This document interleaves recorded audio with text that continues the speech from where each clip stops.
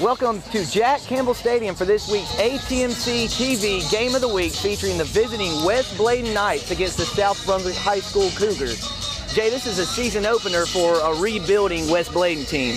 Yeah, they are. Coach Chris Williams, his first year there, and rebuilding is the optimum word. A lot of emphasis in their practices on ball possession, hanging on to the football. He's really pleased with the effort he's seen so far. They've had some solid practices in preparation for this game. It's their season opener, Sam. We're used to all the teams having a game by now, but first one for the Knights this year. They're pretty healthy coming in here, and they're looking to have a good game tonight against a team from South Brunswick that wants to get back on the winning side. And South Brunswick under second-year head coach Rocky Lewis. The Cougars are going to play a little two-way football. Yeah, they are, and they got a lot of kids that do play both ways. We'll talk about a couple of them. Number 14, Mason Williams, a 5'11", 165-pound junior quarterback. He also plays defensive back. Kid's got a good arm. He can throw the football, and look for them to try to take advantage of that tonight. And then the big guy, Norman Jibke, 5'10", 275, a senior. He's a defensive lineman, but where he's really fun to watch is when the Cougs have the football, because when they get in short yardage situations, Mr. Jibke is storming Norman and gets the ball and is a tough guy to bring down. Opening kickoff on your ATMC TV Game of the Week after the break.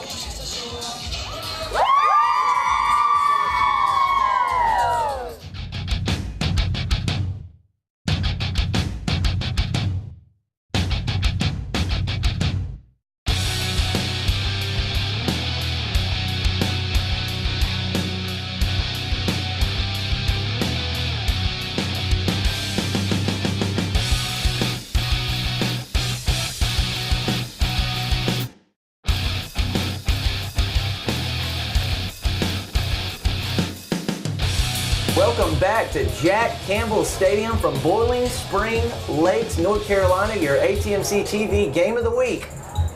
Tonight's game will feature the West Bladen Knights against the host team, the South Brunswick Cougars. Jay, this is our first trip to Boiling Spring Lakes for ATMC TV. First time, and listen, we got off to a great start. The cheerleaders welcomed us to the stadium here, and were kind enough to participate, in our opening pregame show. Actually, that was the dance team, not the cheerleaders, but we're just happy that somebody cheers when they see us, Sam.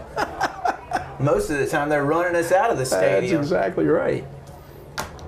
But yeah, we got a good look at this South Brunswick team at the Jamboree a couple weeks ago, and boy, they looked better. They, of all the teams there, they probably were as impressive looking as anyone. They went up against North Brunswick, had a couple of really good drives. Their quarterback, Mason Phillips, was sharp. They just actually moved the ball real well, and they got off to a tough start last week. They were on the road. They were up against Red Springs, and they lost 33-0. They had a lot of turnovers, 4 interceptions in that game, 1 fumble that they lost. So when you give up the ball that many times, it's pretty tough to win. And then when you factor in first game of the year and you're on the road and you're still trying to figure things out, I would look for Coach Rocky Lewis's squad to play a lot better here tonight with the home crowd, and kind of forget last week and just concentrate on what should be a tough opponent in the West Bladen Knights.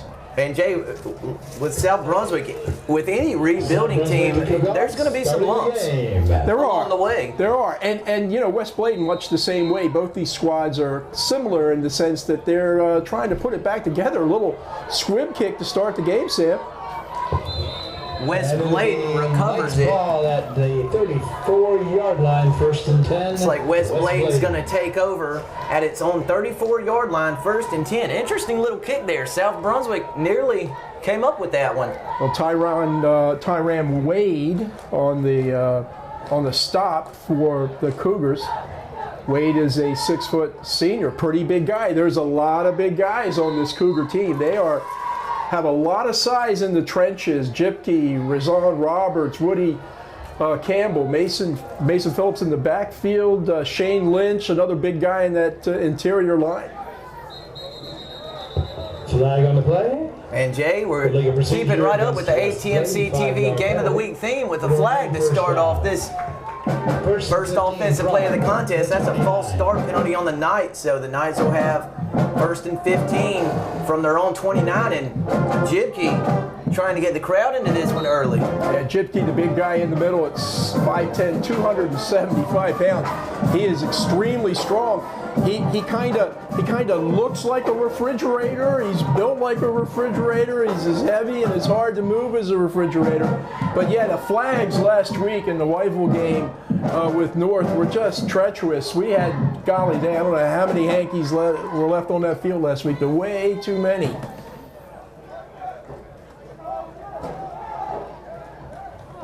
Handoff is around the left side.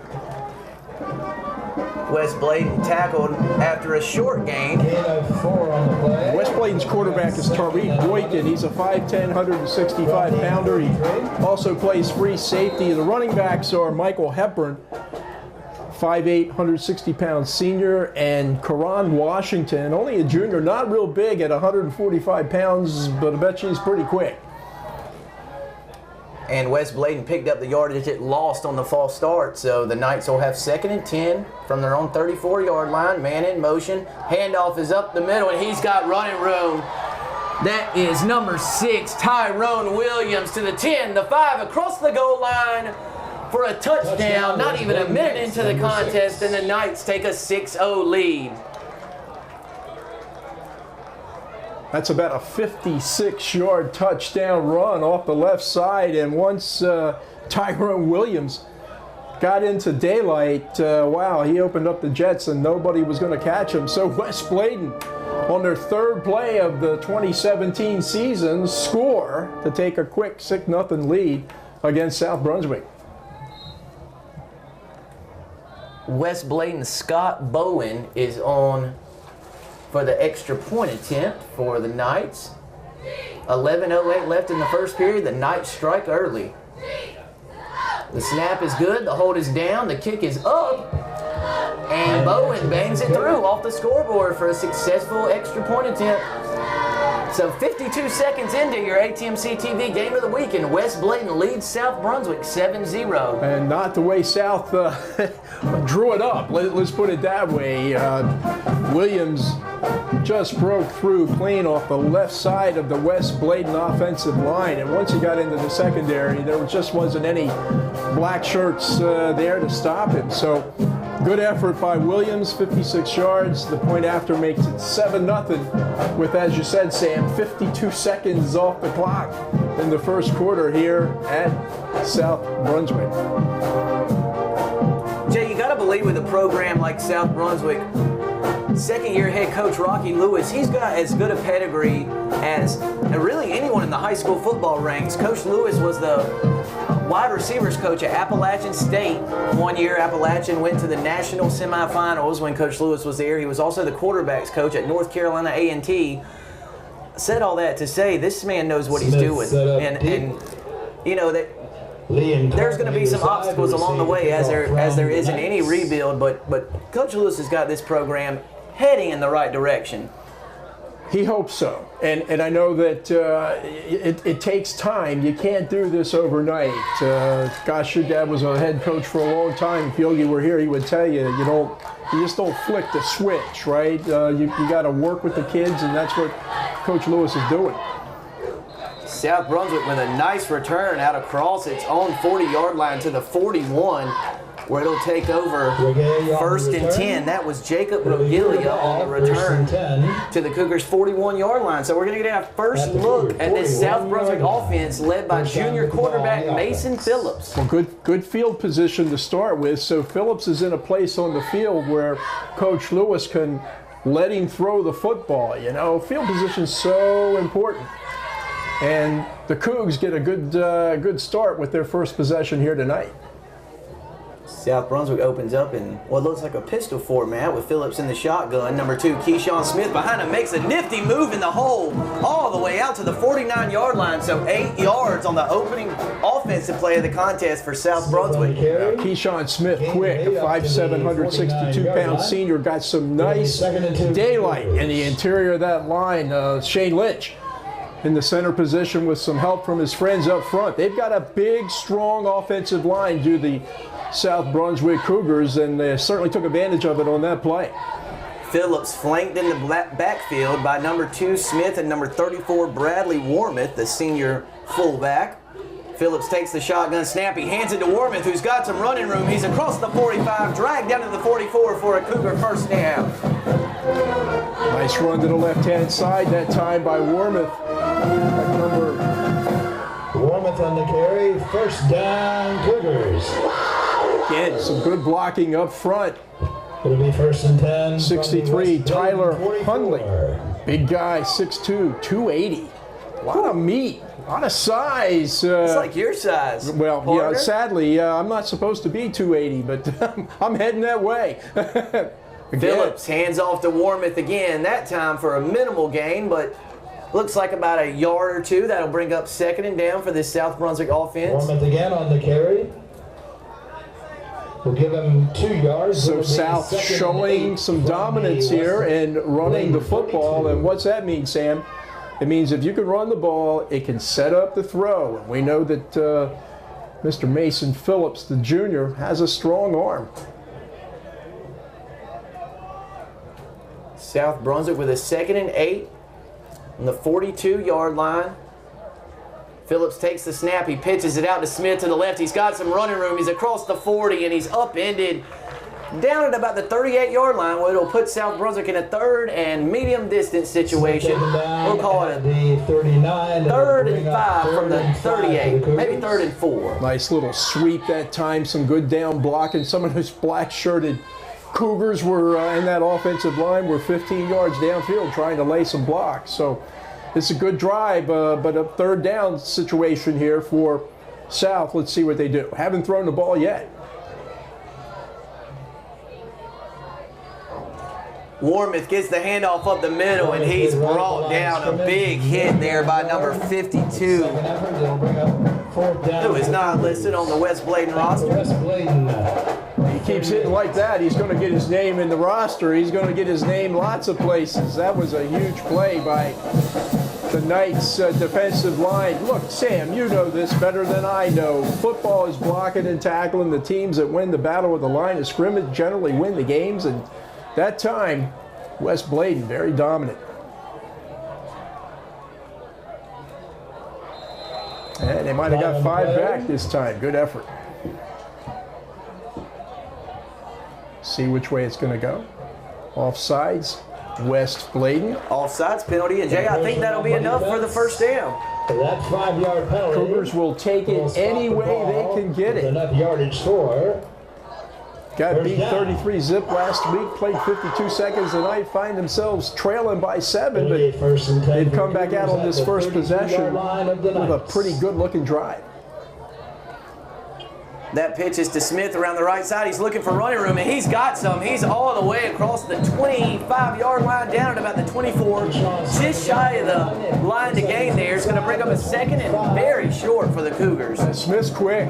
He's quick, and a nice pitch that time from Phillips.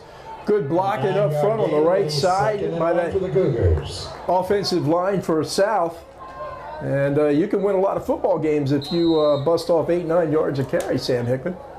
Yeah, Smith already approaching 30 yards rushing, so a nice-looking opening drive for this South Brunswick team. Of course, aided by the offsides penalty on 4th down by the Knights. Wormuth with the handoff. He's got running room. Brought down across the 15-yard line, so some nice early runs here by Wormuth, and Smith have got the Cougars in business. Oh, that big offensive line, Lynch and Hundley and Roberts and company really doing a great job of making some holes for these quick Cougar running backs. Nothing fancy, Sam. This is just a good old rock'em sock'em football that Coach Lewis is playing here tonight. Wormuth gets the handoff. He's brought down almost immediately after taking the handoff, but he picks up 2 or 3 yards on the play. Bring up about a 2nd and 7 from the 13-yard line. And it starts to get a little more difficult as you approach the goal line. They're in the red zone now. There's not as much space on the field in which you can do some things, and more guys up front in the box. So they have not yet thrown the football, but I would think West Bladen kind of looking for that run. Maybe a chance for Mason Phillips to roll, or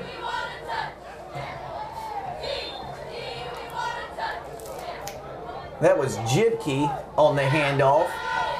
Brought down, looks like maybe 1 yard. Brought down close to the line of scrimmage. And Jibke's an interesting guy at 5'10", 275. He is a big stud on the defensive line, but Coach Lewis, Rocky Lewis, uses him in these spot situations offensively.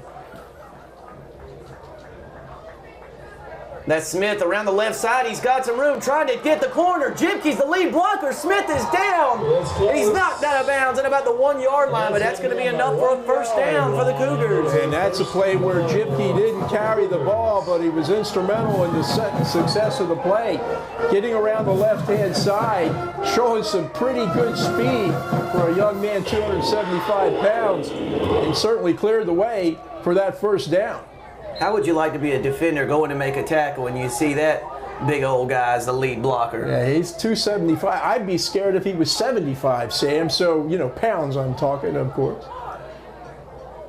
Phillips under center, 1st and goal from the 1. The handoff goes to Jibke. He's across the goal line for a South Brunswick touchdown. Nice response from the Cougars. Well, boy, did South Brunswick need that in so many ways. They didn't score a point last week. They come here all fired up and give up a quick touchdown, and what do? They take the ball and methodically march right down the field and end up punching it into the end zone. Point after try could tie this game at 7. That's what I get for not bringing my binoculars to the first game. South Brunswick lines up for the extra point attempt. Extra point attempt coming up for the Cougars. Illegal procedure. Going to be a procedure penalty on South Brunswick, so that's going to move the extra point attempt back. Norman Jibke with the 1 yard rushing touchdown brings the Cougars within 1 point with 5:56 left here in the first quarter. Declan Hall, the 6-foot junior kicker, is on for the extra point try for the Cougars. It's going to be a little longer after the illegal procedure penalty. The hold is down. Hall's kick is up, and it splits the uprights, and we got a tie ball game here in Boiling Spring Lakes. Nice response by South Brunswick after West Bladen scores on a 66-yard touchdown run from Tyrone Williams. South marches 59 yards of his own and ties this ball game. Are we in for a shootout here tonight? I don't know. I don't know. It would be great if they were. And listen, I just really excited for South Brunswick because they could have just said, oh my gosh, here we go again after last week. And then we come out all fired up and then 3 plays, West Bladen's in the end zone. But no, they took the kickoff and went right down the field. That's good coaching. That's good kids with good attitudes. And it's going to be a good football game, Sam. 7 up with just under 6 minutes to go in the first quarter tonight from beautiful Boiling Springs, North Carolina. This is quite a difference weather-wise than what we experienced last week on the road in Whiteville. You got that right. Hall on to kick off for South Brunswick.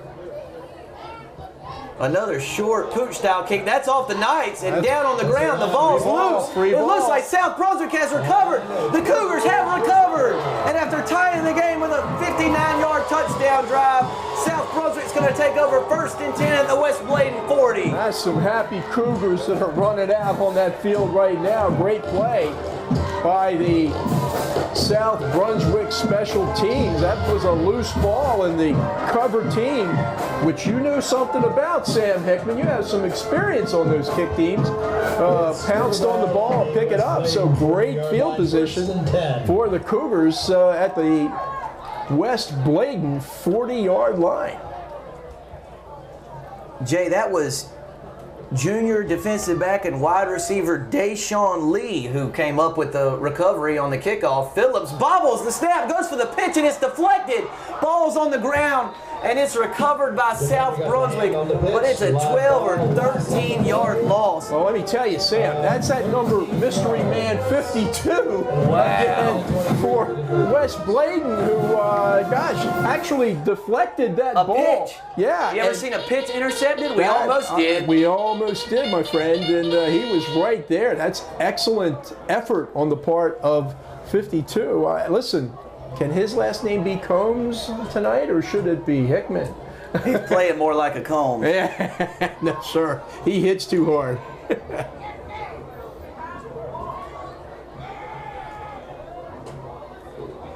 Pass intended. It looked like the pass was intended for Smith, and it ends up falling just short of Tim Harrington. So, third and a country mile situation coming up for the Cougars. Yeah, that's one of those balls. I'm not quite sure who the intended receiver was because they were both open, Smith and number 11, Tim Harrington. So it sort of fell in between them. Sets up a third and long situation for Mason Phillips and the Cougars.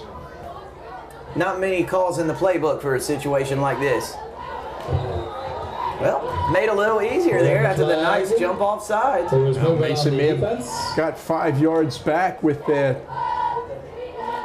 drawing the offside. Let's see, the officials agree. So still third and quite a bit, but not as much. Side of the 50-yard line. Third and 17 from the West Bladen 48-yard line. 18 from the 48-yard line of the Knights. Well, Lynch and Kelly, Jibke, Hunley, Roberts up front. There's a hole. Smith rushes for the Cougars across the 45-yard line to the 43 for about a 5-yard pickup, but well short of the first down marker. Let's see what South is going to do in this situation. It is inside the 45-yard line, and it looks like maybe they're going to go for it, or is Mason Phillips going to handle the punting?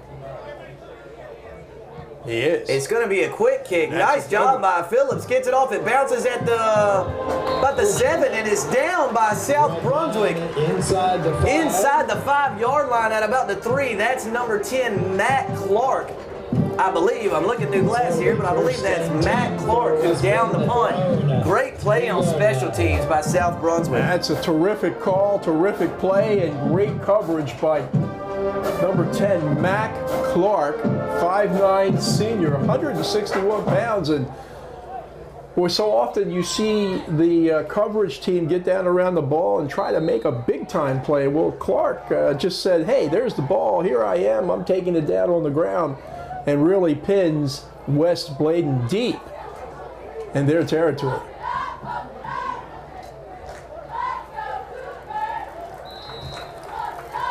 The Cougars bring down the ball carrier for the Knights after maybe a 1-yard gain. That was number 6, Tyrone Williams on the carry. Williams of the 66-yard touchdown variety on the first possession of the game. Well, you certainly want to keep him bottled up because he's shown his great speed already here this evening. There's some big guys on both sides of the line here. The O-line for the Knights, the defensive line for the Cougars.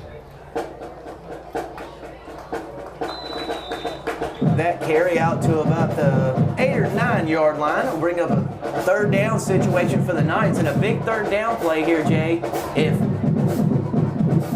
If the Cougars can force a stop, you know, West Bladen's punting from deep in its own territory. Yeah, this is an important down situation for South and for West. I think it was Tyler Hunley, 6'2", 280, one of those big guys on the interior of the line. We got to talk to the athletic staff here at South and tell them to get different color jerseys. It's hard. They're pretty, but it's hard to pick up those light blue numbers on those black shirts. Timeout for West Bladen. Going to have a timeout by the Knights on the field. So with 2 minutes, 44 seconds left in the opening period, it's West Bladen 7, South Brunswick 7. Jay, a shaky start for the Cougars, but quite a response. I'd say, and special teams had a play and their early success here tonight. They recovered the onside or the squib kick. They made a nice special teams play on that punt that time, recovering that punt, and of course had a real good first possession marching down the field, some 50-60 yards, capped by the Jibkey 1-yard plunge. Point after made it 7-7. That was after the 56-yard run on the third play of the game by Tyrone Williams for West Bladen. So sevens, I'd say both coaches, first game of the year for West Bladen, Coach Chris Williams. Now everything's kind of new to him, but I'll bet you if you ask Coach Rocky Lewis, maybe we should ask him after this critical third down play, Sam. Things are looking a little better for South here tonight compared to last week's effort against Red Spring.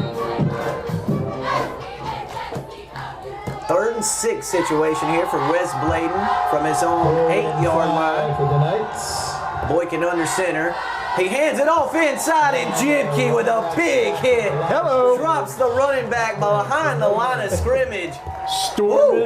Norman Jibkey on the stop. Now, you know, that's what these kids do. They run off the field, and they jump up in the air, and they like bounce into each other. Well, one of the South players, I'm not sure who it was, I think it was 34, Warmouth, he jumped into Jibkey. Well, you don't want to do that, Sam. Bad idea. You're going to bounce the wrong way when you jump into Norman Jibkey.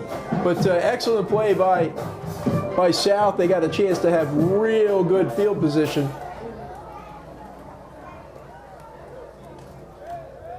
West Bladen in the punt formation. Good snap. The kick is off, and it's a good one, driving through the air. That's a nice punt. South Brunswick's number 11, Tim Harrington, fields it cleanly and gets about 6 or 7 yards on the return. That's good effort by Harrington, and a nice coverage effort by Tyree Boykin for West Bladen. But that's a pretty good kick, Sam. That ball was in the air quite a while. And a nice job by Tim Harrington fielding it cleanly. A lot of times if you don't catch it, you give up so much field position. Because Harrington fielded it cleanly, South takes over 41 yards away from the end zone. And that's a good turn of field possession, good field change for the Cougars. Here to start out in the middle of the field. We could have a winner at the end of the third quarter. If not, the money goes back to the booster club. Offensive team looking to the sideline for the call. Next time. Still trying to figure that out.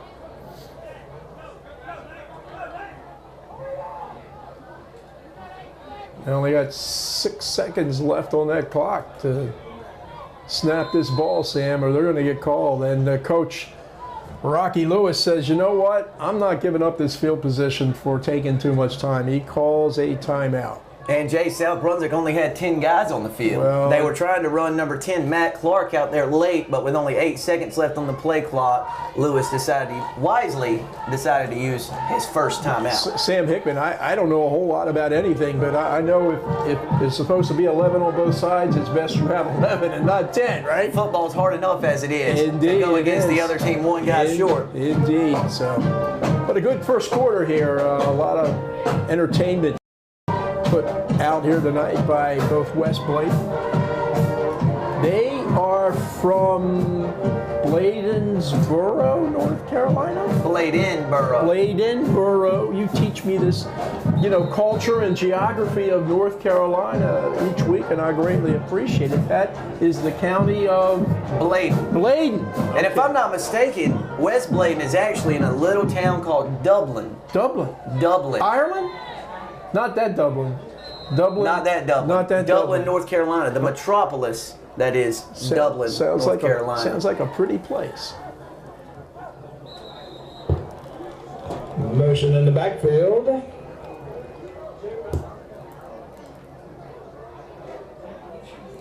Dublin, very close to the Smithfield plant. The Smithfield plant where they make all that good stuff to eat? Pig. Really? Let me tell you. It just don't get no better. It'll be 1st and 15 now you sound from like the 46-yard line of the Brunswick Knights. County. I'm trying my best. False start penalty on the Cougars. I hope Howard Varnum's out there listening to me. He's taught me everything about Matt Brunswick Clark County. on the end around. He's down at about the West Bladen 40-yard line after a 5-yard pickup. This guy's a tough guy, Clark. Not real big. 5'9", $161, senior, running hard around that right side. And again, sort of got the 5 yards back, right? But that offensive line for South, and they depend a lot on the big guys in the trenches. Doing a good job here this evening. 2nd and 10 from the West Bladen 41. Phillips under center. He hands it to Smith around the left side. Smith's got some running room. Oh, he's brought down about the 37-yard line. Looked like he was tackled by the turf monster there. Yeah, another mystery player for West Bladen in on that stop, number 12. Did a good job of sealing the outside, pushing or not allowing the speedy Keyshawn Smith to get outside of him. 3rd down from the Cougars for the 37-yard line. Smith slipped a little bit there too. That looked They need a little dangerous at first, but he popped right back up. So 3rd and 6 for Mason Phillips.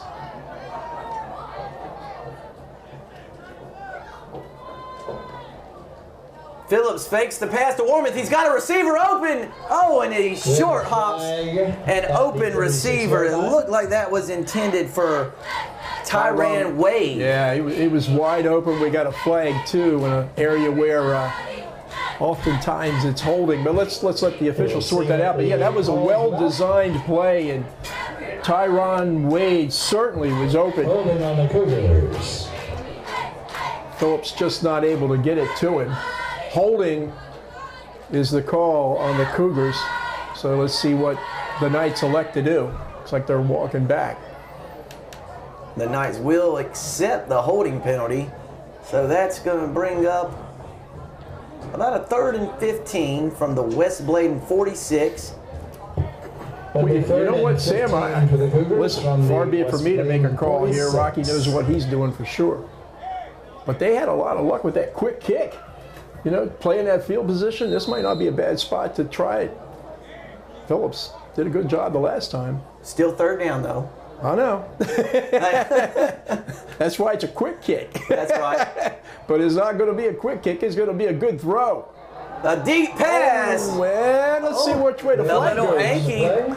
A little hanky there. That pass was intended for Clark. And, Jay, we also have a flag back where Phillips released the ball, so we got a couple flags on this one. Took our eyes away from where Phillips was looking downfield, so we're going to have to let the officials sort this out. Take a crack at it, partner. Let's say I'm going to go with defensive pass interference here, roughing the passer here. Well, it certainly looks like they're not walking over towards West Bladen to chat this out, so guy in a white hat, who is the referee, is getting the input from the other officials and will tell us here in just a moment what that call is going to be. Here we go.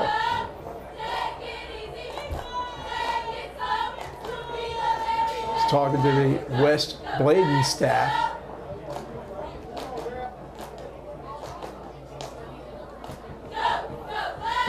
Much of the first quarter has been flag-free, but the last 45 seconds, conversation. We'll see what becomes of it. They've come back. He's coming over to talk to Coach Lewis, too.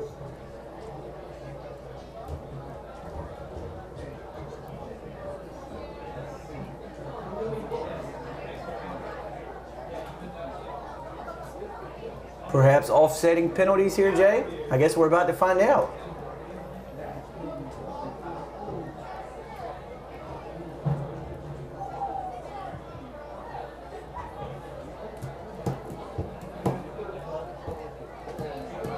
$18 seconds left here in the first quarter. We got a tie ball game, 7-7 from Bowling Spring Lakes. Was a roughing the passer penalty.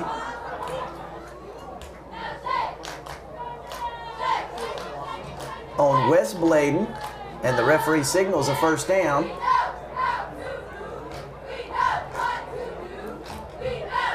And they're walking this off against the Knights of West Bladen, but it appeared there was a couple of flags on the field. Do they? Roughing the passer, that'll be First down for the Cougars.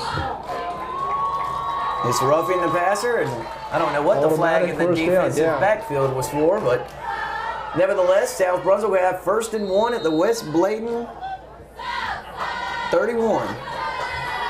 1st and 10 at the West Bladen 31, rather. Good break for South. That's Warmouth with the handoff. He's got some running room.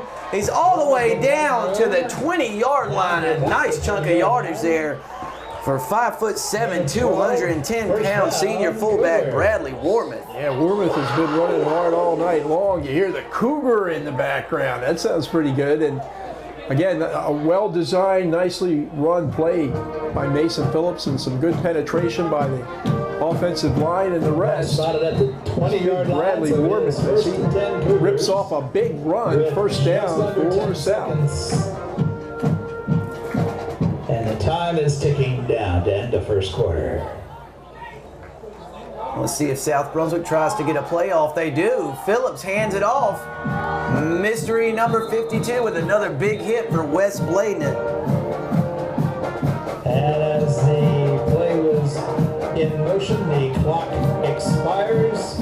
Couldn't tell who that was on the carry for South Brunswick, but it was for minimal yardage, and that's the last play of the first quarter with West Bladen and South Brunswick all knotted up at 7.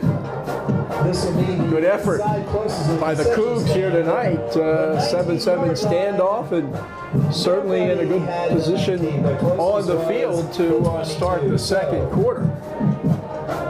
That means that the chances now. Thanks for joining us from Bowling Spring Lakes, North Carolina, and we're at Jack Campbell Stadium on your ATMC TV Game of the Week.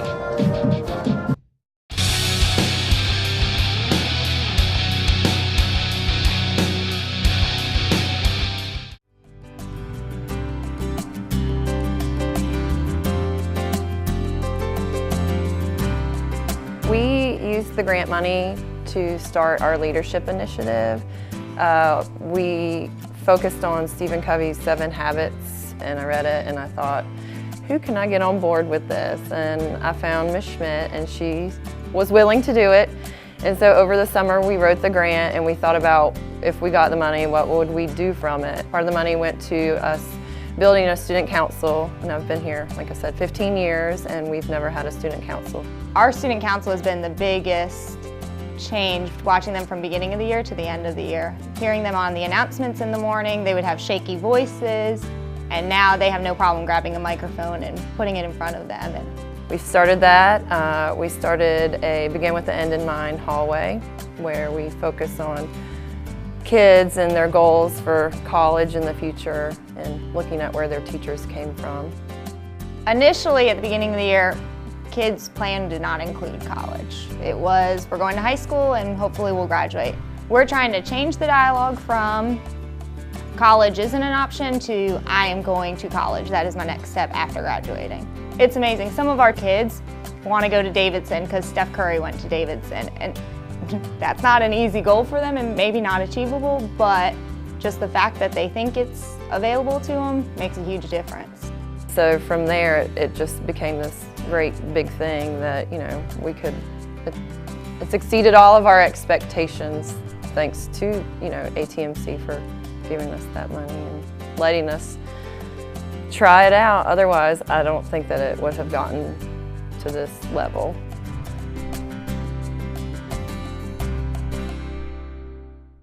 Bugs have to live somewhere. Make sure it's not your house. Strand Termite and Pest Control is ready to help you with your pest control needs. Whatever the bug, whatever the problem. From that pesky roach, ants, bed bugs, or termites damaging your house, Strand Termite and Pest Control has been helping families with their pest problems for 45 years. We can also encapsulate your crawl space to stop moisture and bugs in their tracks. We're proudly family-owned and operated and have 2 locations to serve you. Don't let bugs bug you. Call for a free estimate or visit us online. We're back from the beginning of the second quarter. South Brunswick with a 2nd and 9 at the West Bladen 19. That's Smith with the handoff. He's got running room. Still on his feet across the 10. Brought down at the 8-yard line where it's going to be another South Brunswick first down. A good run off the right side. I was trying to see who was out there at right tackle position. I think it was 55 Shane Lynch. Whoever it was got a nice block, and that's what was able to spring Keyshawn Smith for that first down run. Yeah, he is coming off. Good catch, Sam. That's an assist to my spotter, Nathan Evers there. He is the man. Phillips under center, hands it to big Norman Jibke, and Stormin Norman is right. He's dragging tacklers down to the 5-6 yard line. Jibke picks up 2 or 3 there. Yeah, Jibke, a load to bring down at 275 pounds. Now, there's some big guys up front for West Bladen as well, so when they collide on the field, looks like Oliver Castillo, 240 pounds, is a guy that's not going to shy away from you out there for the Knights.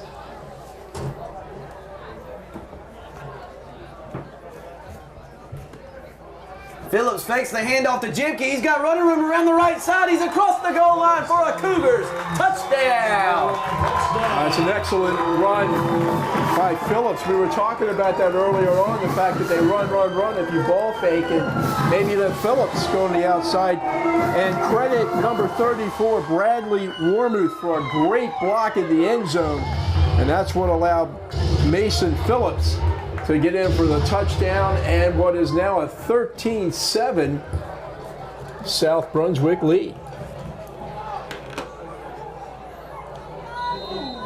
Declan Hall on for the extra point attempt, trying to give the Cougars a 7-point lead here with 10:59 left in the second quarter. Well, here's the fake, and there's the 2. Warmuth, successful 2-point conversion.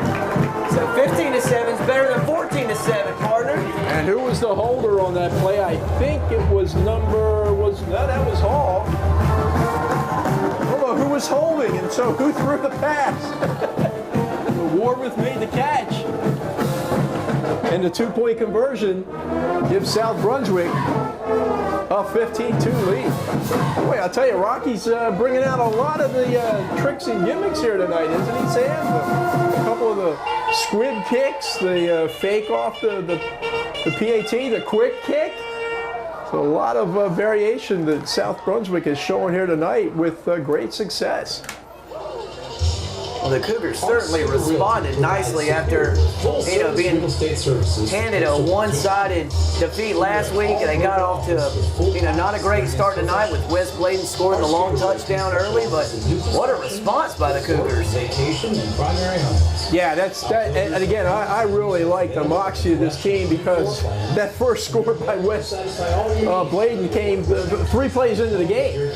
And that just can take the air out of your sails, so to speak. But looks like South Brunswick is kind of using it in a different way as a motivation, and have come out and played real solid football, absent those first couple of plays of the game. Here's another short kick.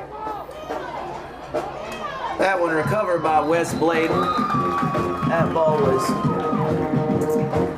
picked up around the 38-yard line, but South makes a nice sure tackle, and the Knights will take over 1st and 10 at their own 38-yard line. And the numbers for South are tough to pick up. I think it was number 6, Rodney Thomas, but I'm not absolutely sure. But Rodney, you just got credit for that one. Or Deshaun Lee, number 3.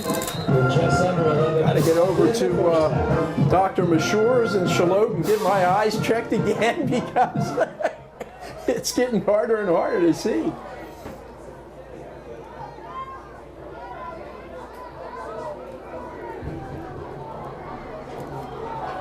Oh, there's the quick guy. There's the guy with the speed. That's Deshaun Hines all the way down the right sideline. End zone, but And he scores, but Jay, back at the 38-39 yard line, we do have a flag. Well, that's in that area where you get illegal blocking, holding, something like that. A lot of times called against the offense. Let's see which way it goes. This could be critical for South. And West Bladen, for that matter, the hold. Well, it was a holding penalty, and that nullifies a 62-yard touchdown run from Hines. But boy, Hines showcased his speed there. Well, let me tell you, we got to find out. We got 2 number 2s in the West Bladen roster. I got Hines, who's 5'2", 130, and then we got Shaq Johnson, who's 6'3", $185. I'm not sure who it was, but that whoever looks like was, the 5'2" one. Yeah, it does, and it was quick, but unfortunately for the Knights, that touchdown's coming off the board. Terrific run. I guess maybe early on, if one thing Coach Rocky Lewis would want to fix is big plays, Sam. That's 2 big plays by West Bladen. One counts. That one, luckily for South, gets taken away. West Bladen's going to have 1st and 20 from its own 28-yard line. Scurrying guys onto the field there, only had 10.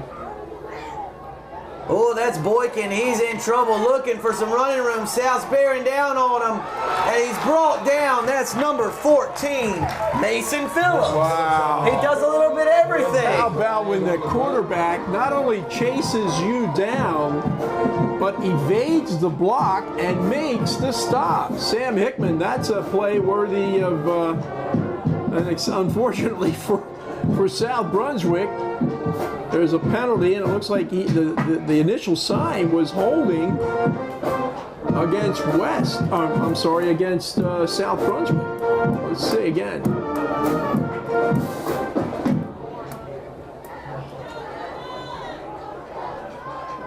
But that was a great play defensively by Mason Phillips. Oh, wait a minute. Now he's pointing the other way.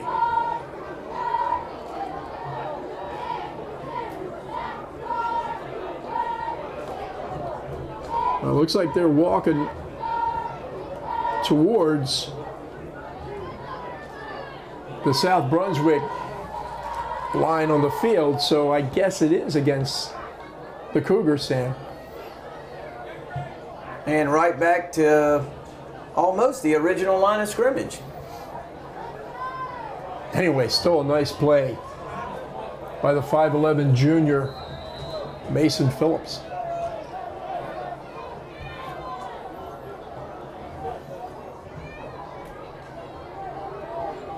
I think West Bladen was a little surprised by that one because they'd huddled up about 25 yards away from the football. Personal foul against the Cougars. Personal foul is what was called. Back up to the West Bladen 39-yard line where it's 1st and 9. That pitch around the right side, and South Brunswick is all over that one. Hello, Norman Jimke. Hello. We don't do that in my house, says Mr. Jipke. Good play, good effort by the Cougars, and led by the big guy, 5'10", 275 pounds. West Bladen 33. Norman Jipke. Second and 15 from the West Bladen 33-yard line. We got a 15-7 ball game. South Brunswick leads West Bladen 15-7 with just under 9.5 minutes left in the first half of your ATMC TV Game of the Week. That handoff is around the right side, maybe 1 yard on the gain. That was number 8, Karan Washington on that carry. He may have got 1 yard back to the 34. Not sure who gets credit for the stop defensively. A host of Cougars around the ball carrier, but whoever it was that laid the initial lick, you could hear it way up here in the press box. So some good hard hitting by South Brunswick. Sets up a 3rd and long. What do we got, Sam? About 13? 3rd and 14 from the 34. So a passing situation for a team that thus far hasn't shown a real desire to throw. And now we got a whistle on the field, maybe a little too much time. It is, in fact, a delay of game penalty. So a 3rd and 14 is now going to be a 3rd and 19. So defensively, South just needs to keep We'll have a 3rd and 19. the play in front of them and make the stop. They're going to get the ball in good field position on the change of downs, change of possession. Well, look at what penalties can do. Instead of a Hines 62-yard touchdown run on the first play from scrimmage, now they're facing a 3rd and 19. Boykin's got it. He's looking for someone to throw to. He rifles it downfield, and that ball's intercepted. It's intercepted by South Brunswick's Deshaun Lee, who picks it off at about the 35-yard line and is brought down at the 37. All Deshaun Lee had to do that time was catch the most difficult pass of all, the one throw right to you. Lee in perfect position that time. Not a really well-thrown ball by Boykin, but Deshaun Lee, 5'9", 170-pound junior, brought it in and gives a penalty flag. South It was against Bladen. the South Brunswick Cougars good field position. The penalty was against West Bladen. It's declined, so they'll retain possession at their 37-yard line. Actually, I guess, Sam, if you think about it, maybe not much difference than if it was a punt in terms of field possession. Not much difference at all. But sure makes it look good for Mr. Lee's stats, right, to pick up that INT. Uh-oh. That's Warmouth on the carry. He is just shedding tacklers all the way across the Cougars' 45 to the 46-yard line. 9-yard gain there for Warmouth. You know, he's 5'7", 210 pounds. Bring up 2nd and 2 for the Cougars. Bradley Warmouth, a senior. He's a hard-running guy, Sam Hickman. Again, some good blocking downfield, 55. Shane Lynch from his right tackle position helping out, but that's just some hard running by Mr. Warmouth. Jay, I see a lot of similarities in Warmouth and West Brunswick's case in Medford, as Smith has brought it down behind the line of scrimmage. You know, that's not a bad observation. I'm not sure. Warmouth maybe a little bigger, maybe not, but they both run hard. And they, when you tackle kids like that, you're going to pay a little bit of a price.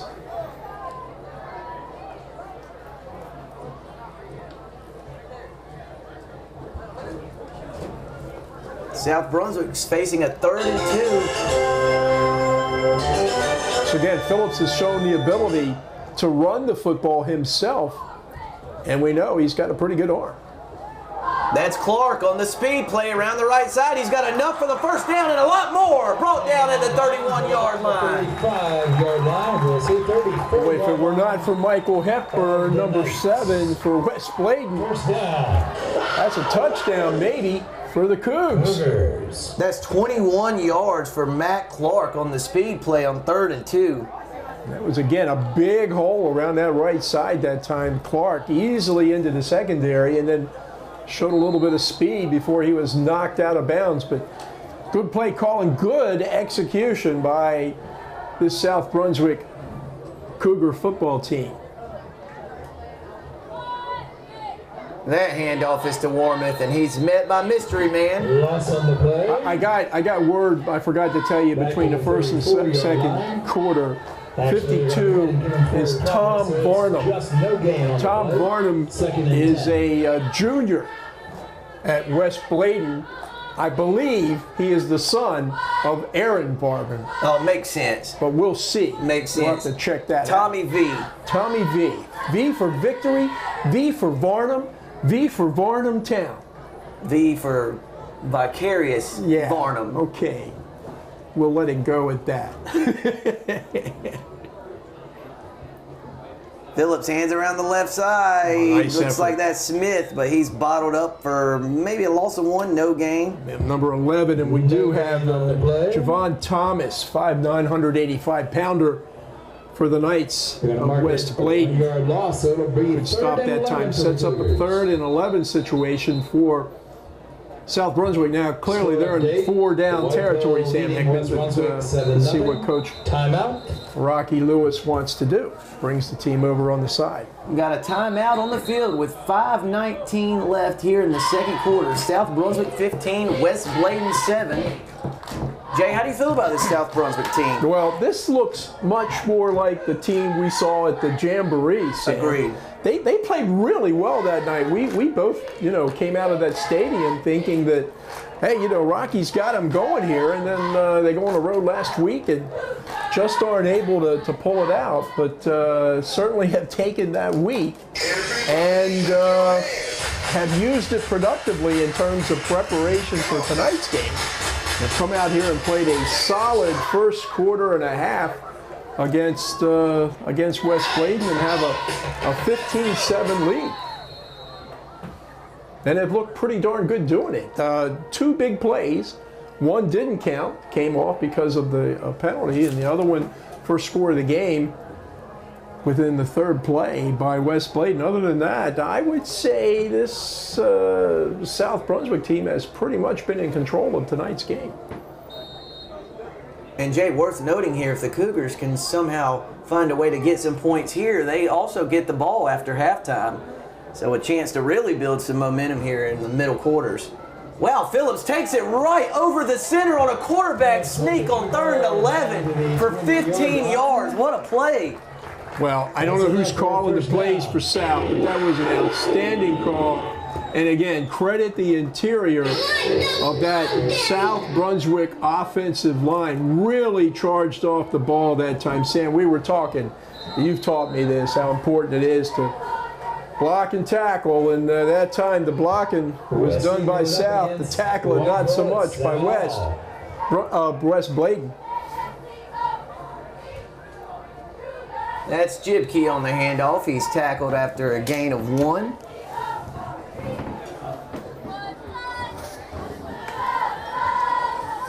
Well, they like to give it to the big guy Jibke in those short yardage situations. This one, 1st and 10, and they say let's go ahead and bust it up the middle, see what the big guy can do. But West Bladen up for the play that time, so sets up a 2nd, call it 9 for the Cougars. That handoff is to Smith around the right side. He's got some running room. Makes the guy miss. Makes another one miss. And he's across the goal line for a Cougars touchdown. Boy, what a nice run by the young sophomore Keyshawn Smith. Showing a good little hesitation move as he neared the goal line. Made a tackler miss him. Again, right side of the Cougar offensive line. Lynch and company over there clearing. Keyshawn Smith knows what to do. 3rd touchdown of the game for the South Brunswick Cougars. Let's see if they're going to kick it or are they going to do the fake again. Sam, I can't see who is the holder for South Brunswick. Can you make out that number? Is it 15? Tyler, 16, Isaiah Cody. I'm guessing it was Isaiah. Extra point attempt for the Cougars. Who made the successful 2-point pass conversion the last time down. That's a substitution penalty on West Bladen. So it's going to be a little closer. And it looks like that's going to prompt Rocky Lewis to bring in the big formation. Who's the big guy coming in, Sam? Who do you think? Stormin' Norman. Yeah. Half the distance to the goal on the penalty. I like my chances with Jibke for 1.5 yards. Well, that's a load. And, of course, They're going to listen, West Bladen probably anticipates that too. So maybe Mason just sticks it into the big guy's belly and pulls it out and runs around himself. But let's see what Coach Lewis calls. He's been pretty hot tonight with some of these offensive calls from the side.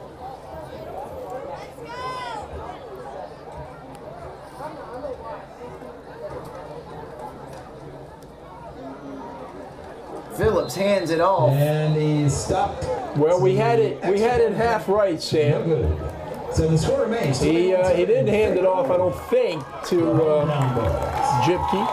No, it was not Jibke. It was hard for me to tell who it was, but it was unsuccessful. Number 34. That was number 34, That was Wormuth, Wormuth. who is not a bad second choice in short yardage situations, but credit the West Bladen defensive line really beat the Cougars that time at the point of attack and stopped the point after, but still 21-7 South Brunswick lead. 4:31 to go here in the second quarter in Boiling Springs.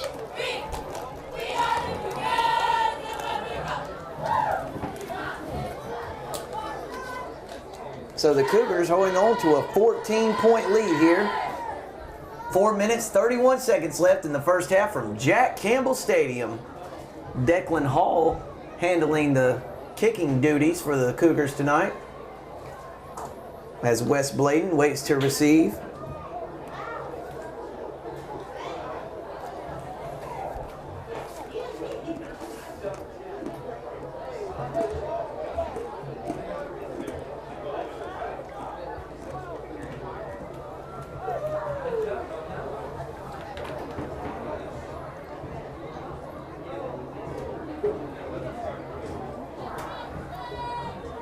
So each of the kickoffs tonight by South has been kind of a squib kick, a short kick. They were able to collect one of those bouncing balls one time. This time he's just going to go ahead and kick it off deep.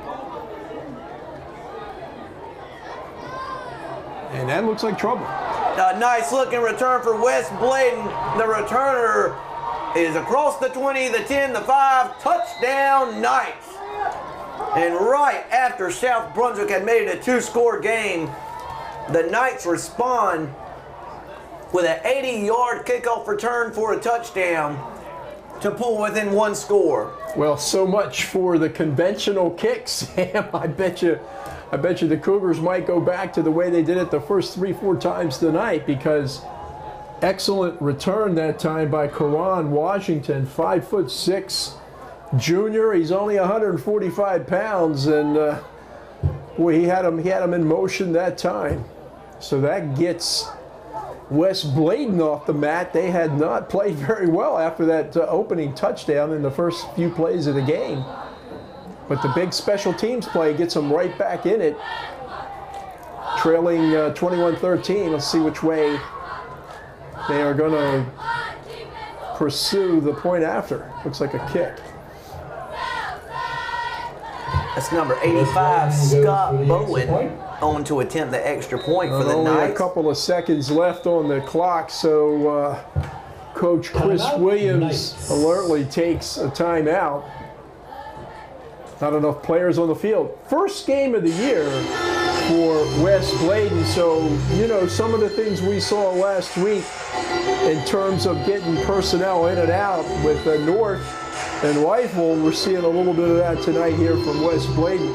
Their first opportunity to play. We were talking about this in the pregame, wondering why didn't they have a game last week? And you had a pretty good thought anyway, that maybe it was their bye week. I don't know, but anyway, unusual to have that first week off if it was. If they kick this one through, they're right back in this contest, trailing 21-13, 4:18 to go here in the second quarter.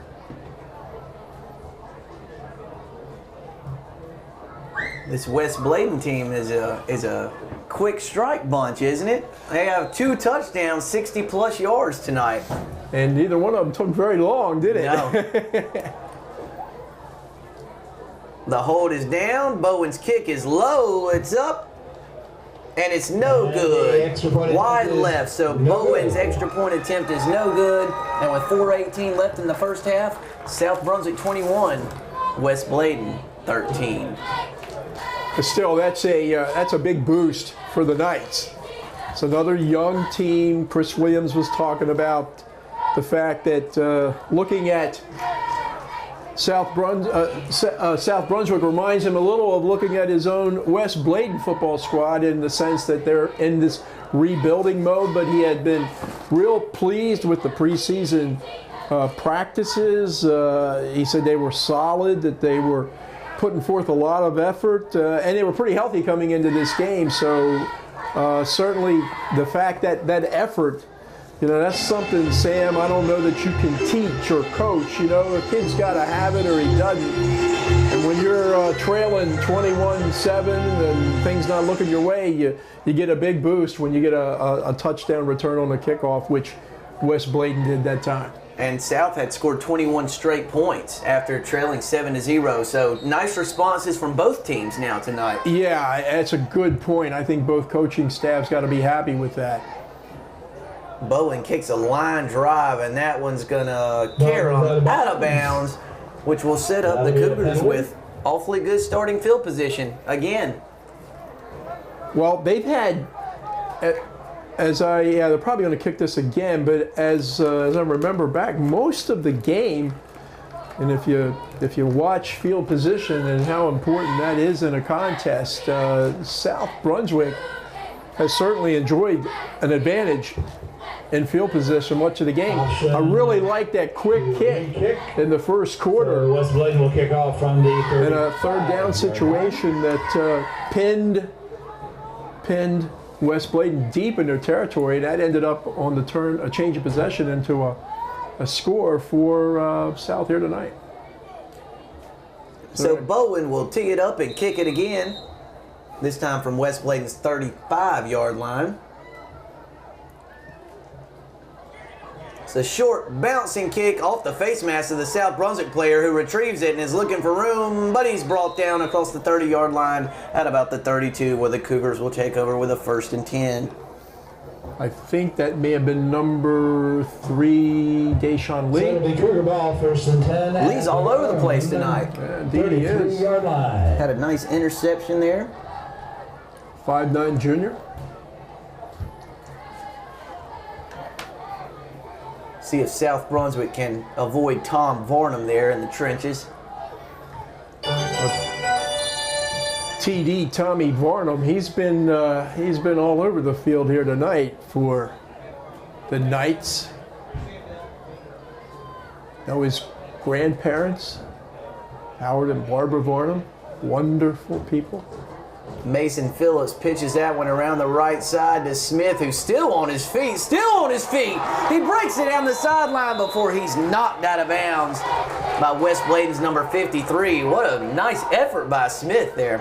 53, another one of those mystery performers for West Bladen here this evening. But wow, what a great effort that time. Spotted at the 43-yard line by Smith. 11 yards on the carry, good enough for a 1st down. Let me tell you, he took a couple of good licks on that particular play. Keyshawn Smith, not big, tough, quick. It was declared a 1st down. Only a 10th grader too, Sam. I always like to see those young underclassmen perform, and certainly performing on the varsity level at a very high level here tonight. Yeah, this will not be the last we hear from Keyshawn Smith. He's got a bright future. Kind of sounds like a ball player, doesn't it, Keyshawn Smith? He absolutely does. That's Warmouth. He's got some running room across the 45, brought down by Varnum. And it looks like Warmouth is getting up slow. And that kid's run hard all night, and he's a tough guy. And if he's complaining, he's a hurting guy. 5 on the play. Hope he is okay. Not sure if it was the hit, the fall on the turf, or what, but he came immediately to the sidelines where he's getting attention. Bradley Warmouth, 5'7", 210, senior. Great player here for South. Oh, Phillips went for the handoff, but no one was there, so he carries it himself for about a yard there. Carrying the ball himself up near midfield. I think he was trying to hand that ball off to Tyran Wade. But some good penetration on the part of the Knights. And Phillips doing a good job maintaining possession. Last week, turnovers really plagued the Cougars. 4 INTs, 1 fumble. Tonight, error-free in the first half. That makes a huge difference. South Brunswick have a 3rd and 4 from its own 49-yard line. That's Clark on the speed sweep. He's got some running room, but a really nice, sure tackle from West Bladen. And that's going to drop Clark short of the 1st down marker. A.J. Willis, 5'10", 215-pound linebacker in on the stop that time for West Bladen. He covered a lot of the field too to make that tackle. Good effort by Willis. Timeout on the field. Try to sort things out a little bit here. This is some of your music, partner. Let me tell you, they were playing some good music before the game here this evening. There was a little Booker T in the MGs. That's something you'll have to Google, Sam. On my iPhone 6. Yes, you'll have to Google that one, but I sadly remember when that was a big hit. Last week at Whiteville, man, they were really playing some tunes, let me tell you. So we got a measurement, and we're about a foot shy, so it'll be about 4 to the foot. What you going to do, Coach? Coach Hickman, what you going to do? The ball's in West Bladen territory, but not very far. So do you think? What I'm going to do is do what I did in the first quarter and have Phillips punt it away. It's still really early. You're going to do the kick, huh? But you got Storm and Norman? He can't get a foot? I'm Captain Conservative. Well, I'll tell you what. I'm going to make West Bladen go 90 yards, 80 plus on 80 me. plus. I'll tell you what. There'd be a lot of coaches that would agree with you. Let's see what Coach Rocky Lewis elects to do. Maybe, Phillips has drawn West Bladen offsides at least 2 times tonight that I can recall. So might try the long count and turn to Jipke. You could fake the Jipke and keep the ball. Or maybe you just set it up for the punt. We'll see which way the Cougars are going to go with 2:24 to go here in the second quarter.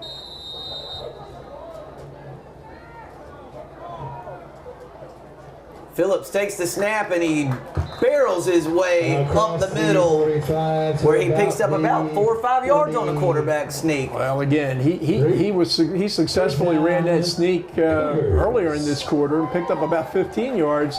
That time he only needed a foot. He got 5 yards. Some good blocking up front again. The interior of that South Brunswick offensive line. We are approaching the end of the first half. There's 2 minutes left in the second quarter here from Bowling Spring Lakes. South Brunswick 21, West Bladen 13. West Bladen scored first. South Brunswick responded with 21 points before West Bladen ran a kickback 80 yards for a touchdown to make it 21-13. That's Smith around the left side, and he picks up about 6. When the inside was closed, Good hit that time again by B.J. Drake. Continues to tick down toward the end of the first half. Coming up on a minute. Smith was kind of getting ready to turn that corner, and if he can get some daylight, we've already seen. Throws that speed in there.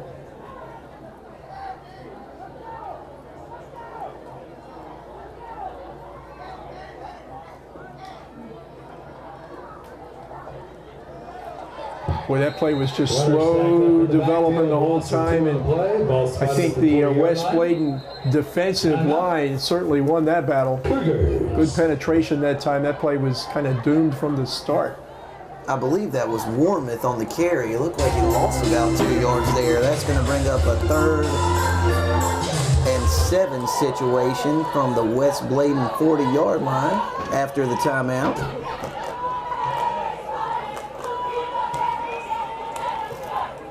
Partner, we're going to a lot of different schools this year. We had the opener at Whiteville, North Brunswick and Whiteville. We got South Brunswick tonight. I believe we'll be in Charlotte next week. We got to be going up to Leland one of those weeks, right, for North Brunswick. So it's kind of it's an ambitious schedule that ATMC TV is doing this year with their weekly Friday night games of the week, and so they've expanded. The footprint of Brunswick County includes North Brunswick, South Brunswick, West Brunswick, and so it's nice to get out on the road and to visit these other schools, and of course, don't forget about the good city schools in Wilmington that they get a chance to play, and we also get a chance for these these conference rivalries now, you know, with South and North in the same conference with West Brunswick and the Wilmington schools. So that Mid-East is loaded this year with real good football. 3rd and 7 for the Cougars. Phillips rolls out to his right looking for someone to throw to.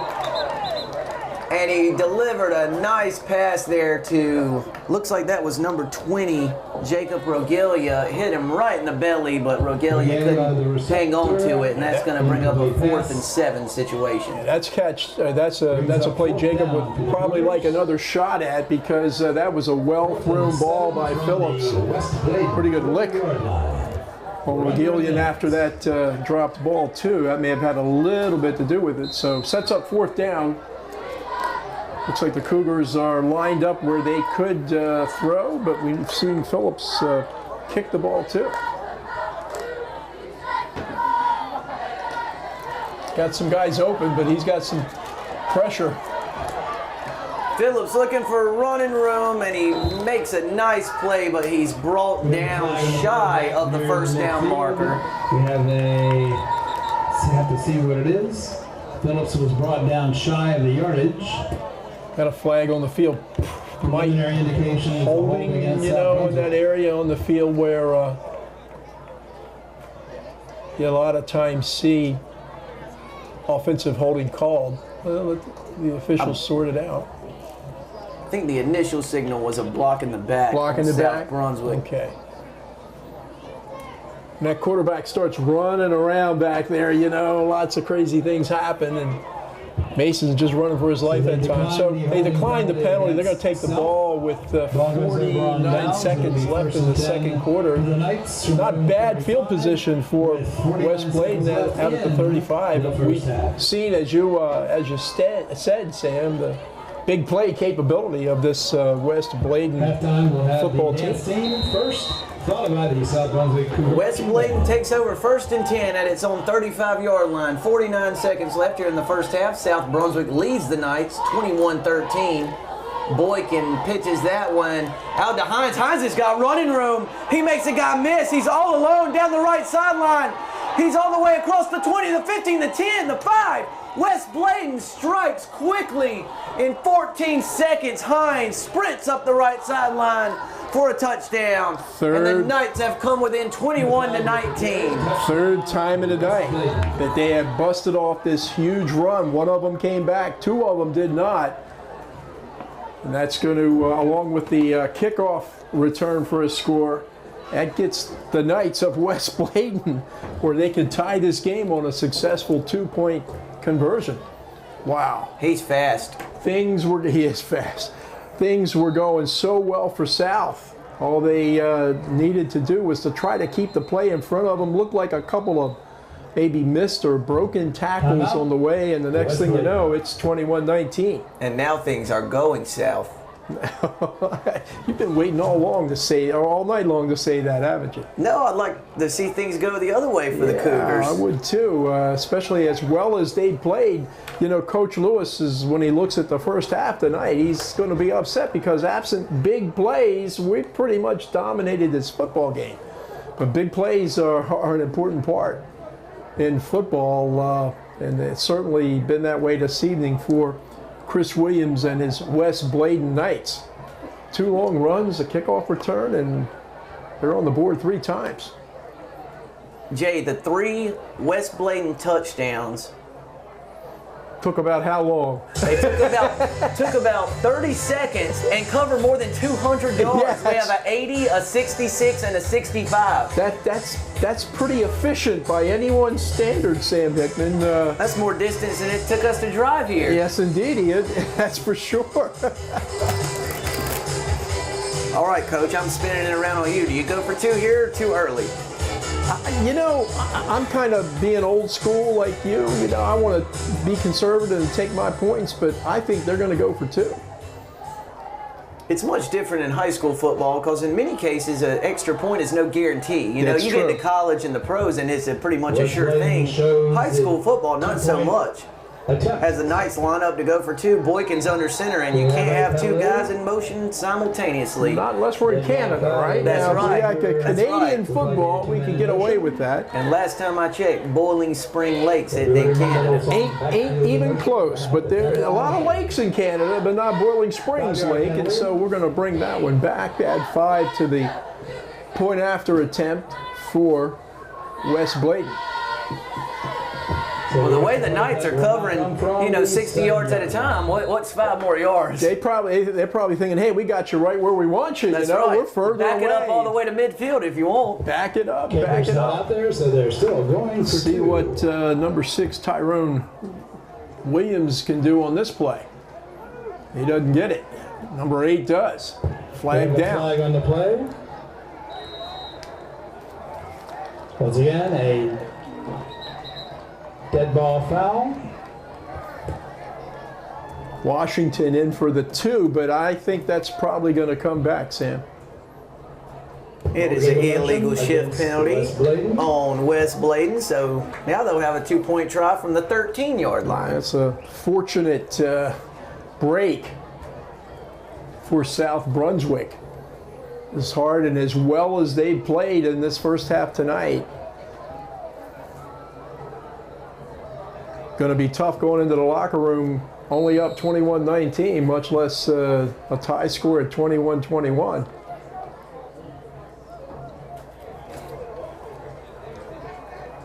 Big number 66, Oliver Castillo over the ball, 310 pounds for the West Bladen Knights.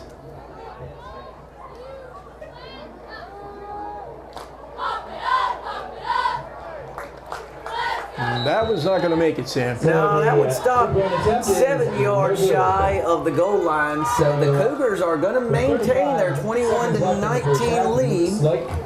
There are 35 seconds left here in the first half. But if not, we'll at least go into as the halftime with a pace here has crawled to a snail's pace here at the end of the first half. Yeah, that's a good point. There was a nice rhythm to this game throughout much of the first half here, but the last few minutes, not so much. A little bit of sloppy play on the part of both teams, and certainly the big plays have gone the way of West Bladen here tonight, especially in the second quarter.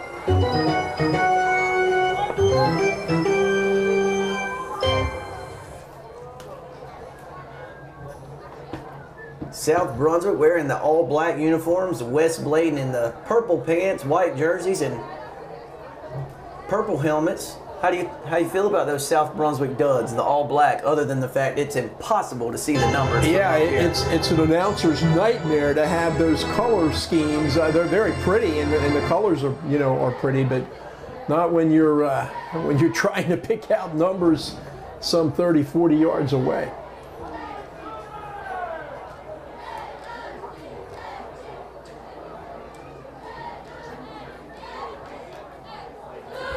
Bowen kickoff for the Knights.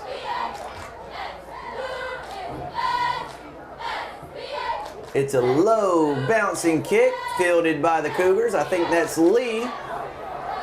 He's got a little bit of running room. He cuts up the middle and he's brought down across the 45 at about the South Brunswick 46-yard line. About the 46.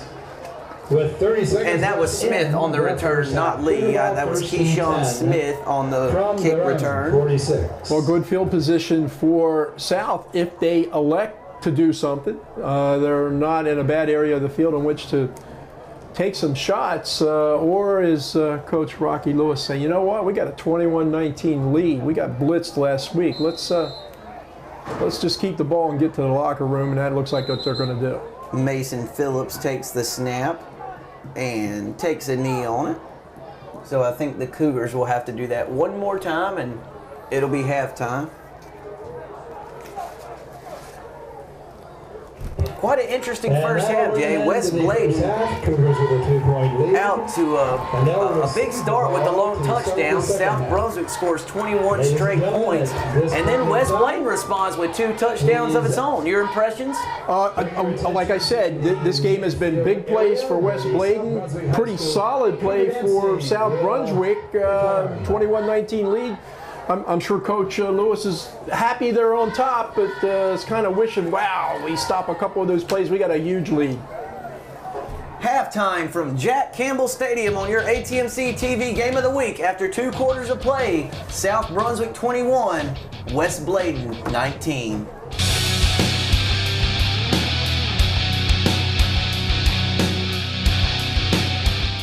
Bugs have to live somewhere. Make sure it's not your house. Strand Termite and Pest Control is ready to help you with your pest control needs. Whatever the bug, whatever the problem. From that pesky roach, ants, bed bugs, or termites damaging your house, Strand Termite and Pest Control has been helping families with their pest problems for 45 years. We can also encapsulate your crawl space to stop moisture and bugs in their tracks. We're proudly family owned and operated and have 2 locations to serve you. Don't let bugs bug you. Call for a free estimate or visit us online.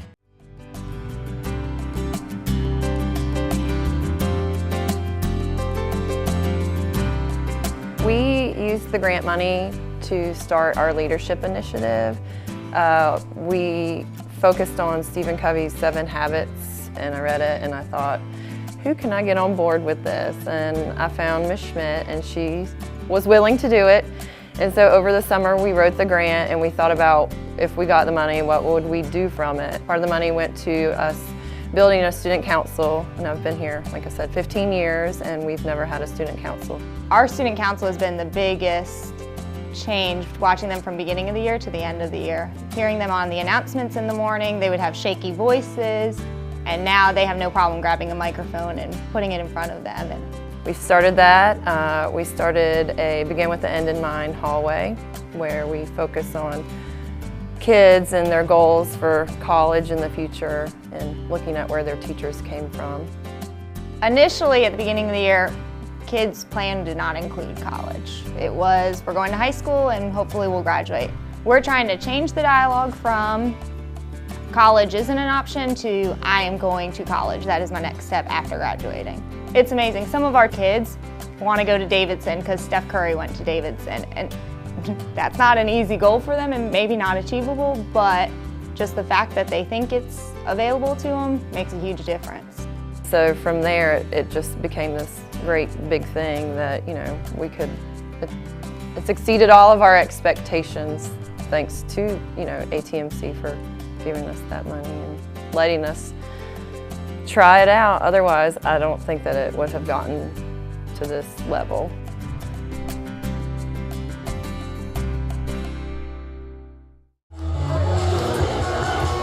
Zombie Nation welcomes us back to the beginning of the second half here from Bowling Spring Lakes, North Carolina, Jack Campbell Stadium to be exact, for your ATMC TV Game of the Week.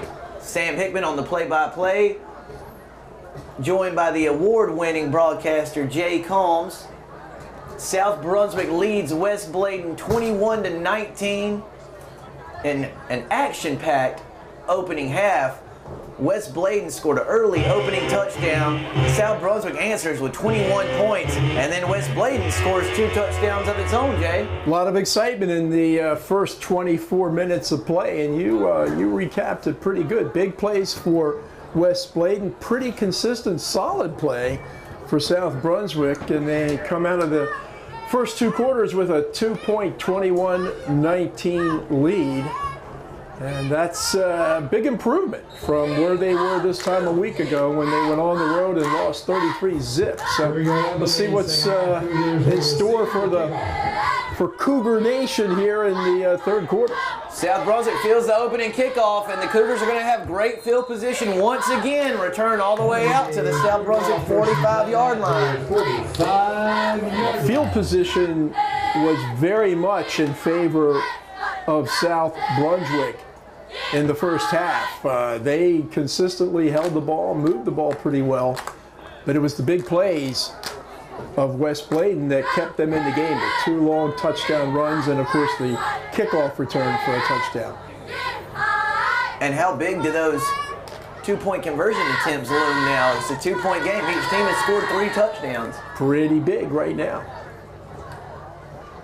That's Warmouth on the carry. He's got room around the right side. He's across midfield to the West Bladen 45. He fumbles the ball, and that's recovered by West Bladen. That's recovered by number 53, Gabriel McDowell. McDowell with the fumble recovery, and a promising start for the Cougars is thwarted by the West Bladen forced fumble and subsequent recovery. Oh, that's a tough break because Brad Wormuth has run the ball hard all night. Again, some excellent blocking at the point of attack by South Brunswick. Last week it was turnovers that really got them in trouble. After the turnover, 4 interceptions, 1 fumble. That's the first turnover here this evening for the Cougars. So West Bladen's going to get the ball in good field position at their 42-yard line. Their yard marker, you'll get the $100. If nobody has the yards, we'll call it a night.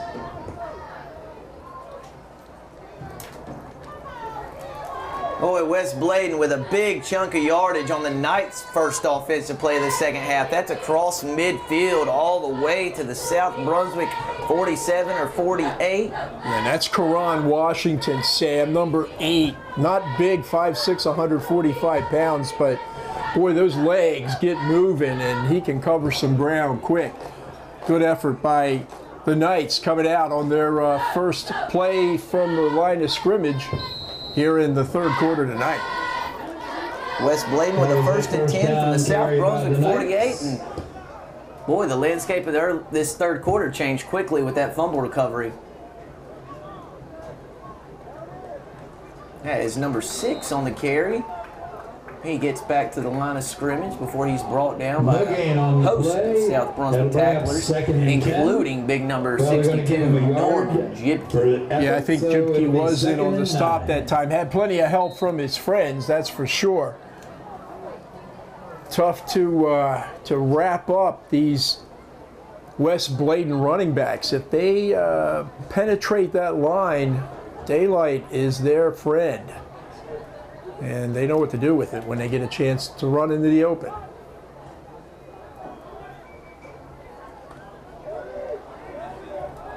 Nothing that time.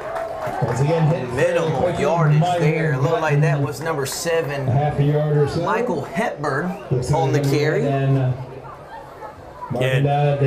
Running on the interior or against the interior of the South Brunswick defensive line. That is a big line. They've got a lot of big guys up there. We talked about Jibke, talked about Woody Campbell. He's on the offensive line. Big Rayshawn Roberts, 302-pounder. A lot of size on the line. There's some running room around the right side. Fighting for the first down yardage. It's going to depend on the spot. Depends on where they're going to spot. That's Karan Washington again. Really a nice looking speed back for West Bladen. Kind of like those guys that even though with his great speed, about a couple of yards short, Sam. Washington, one of those guys, even though he's got great speed, looks like he has those good instincts that he's going to let his blockers do their job, and then when he sees that little bit of daylight, he'll burst. 4th down, Knight's going for it.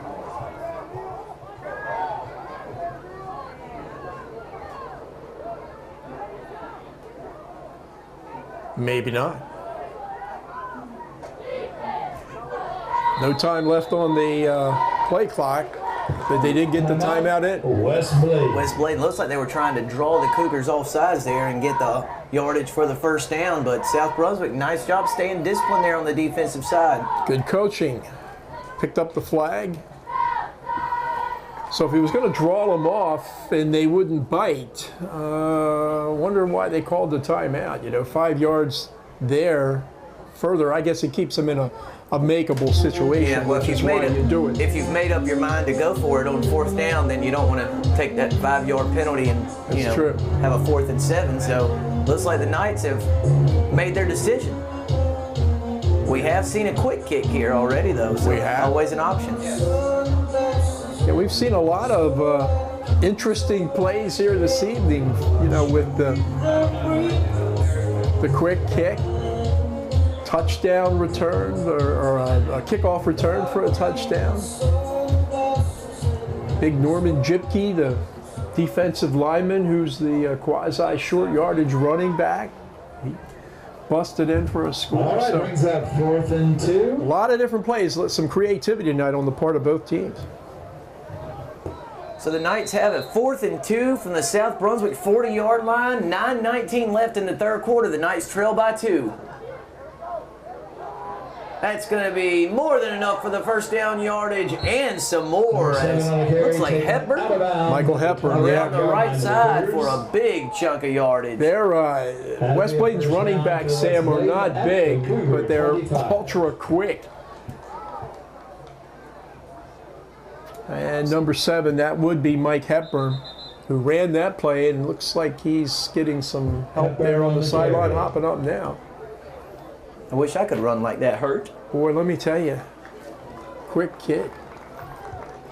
This West Bladen team has some speed, that's for sure. Yep. And what do they say? Speed kills, you know, and you can't teach it, right? You either got it or you don't.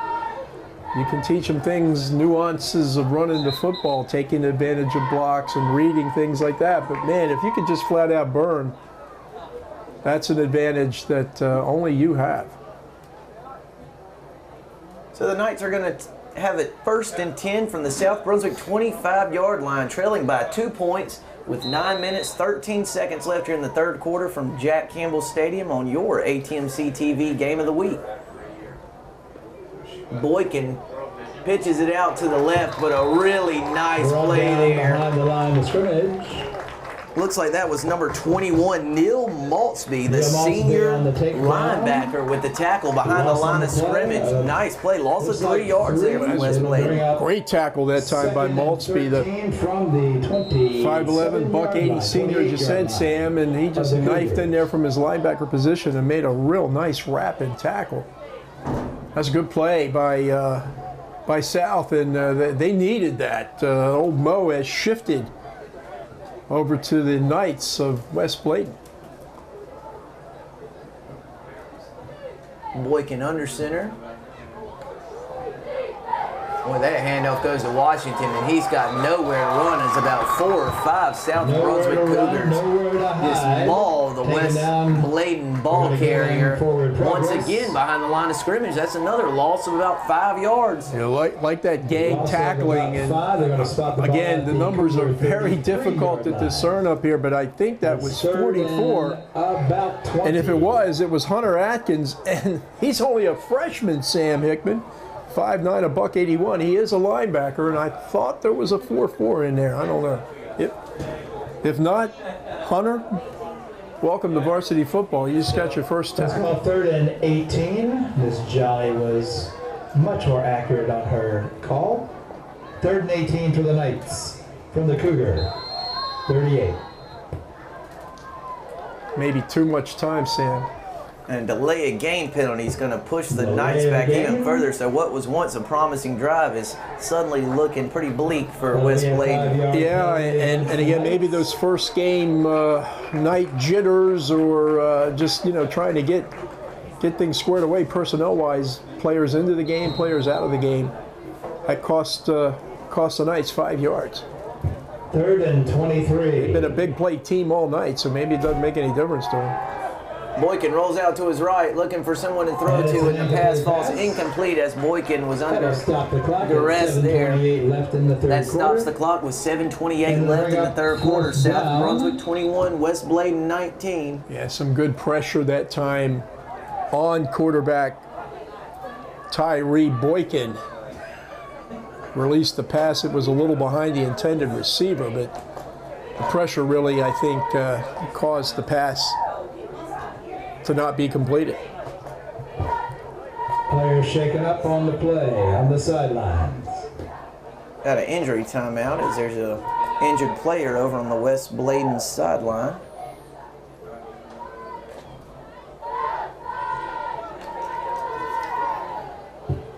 Cougar player down on the West Bladen sidelines. And from our vantage point here on the, I think we're in Oak Island. That's about how far away it seems, right? from Boiling Springs here tonight, but I'm not sure who the player is. He is getting medical attention, and let's sure hope he's going to be okay. So a quick reset for you. 7:28 left in the third quarter. Looks like the player's on his feet. Actually, I'm not sure it's not a South Brunswick player. South Brunswick 21. It's Maltzby. It's Neil Maltzby who's injured. South Brunswick leads 21-19. Maltzby being helped off the field. Neil just made a great tackle a couple of plays ago. Really kind of set the pace, maybe stopped a little of the Knights' momentum. So getting some help coming off the field. Hopefully he is going to be okay. And Maltzby, of course, also plays tight end on the offensive side. He had a couple nice catches in the Jamboree. Well, you were talking about this in the pregame. I probably didn't elaborate on it enough, but a lot of these kids are playing both ways. You know, Maltzby shaken up on talked about Phillips playing quarterback and playing defensive back, and Maltzby down and work on it. Doing the same thing.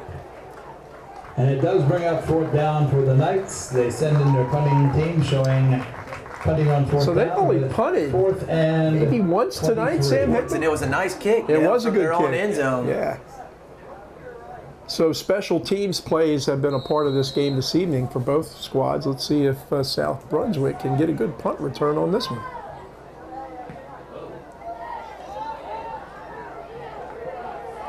Another nice kick from Wes Bladen. It bounces all the way down to almost the South Brunswick goal line. So the Cougars are going to have a tough task moving it out of deep in their own territory. Nice job by the Wes Bladen punt team. Well, it was a good special teams play, but it just went for the visitors rather than the home team, South Brunswick. But a great kick, and they being the Cougars of South Brunswick are pinned deep inside their territory. In their own territory.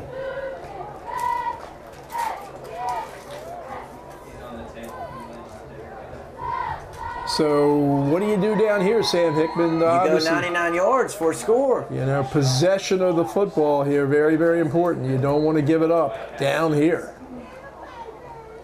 Oh, they went with the big guy, Jibke, and a nice job. Gave him a little bit of room here. Looks like he got out to about the 5-yard line, so 4 yards on the pickup for Jibke. Well, you know, he's such a big, strong kid. Tough to bring down. If he falls forward, he's going to gain a couple of yards, and down here, a couple of yards are extremely important. If they're not able to pick up the first, they want to at least have some room to punt the football. Phillips under center, South Brunswick deep in its own territory. That's another handoff to Jibke, and he's got running room this time. He's across the line to gain, and it's going to be a South Brunswick first down about the 14-yard line. Looks like old Norman came up there with the first down signal, too, on that. He knew he had cracked it pretty good that time to pick up enough yardage to get the first down. Good effort by the offensive line of South Brunswick, and nice effort by Jibke. Rayshawn Roberts, a second-team All-Conference as an offensive lineman. Big guy on that O-line. Talked about Lynch, Woody.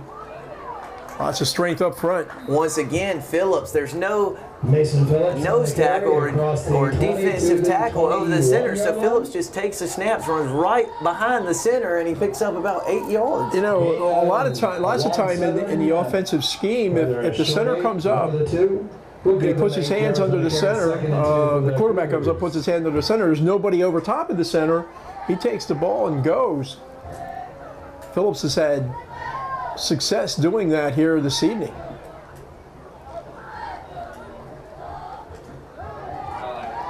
That's Smith on the handoff. He gets to, looks like about the 24-yard line. 24-yard line.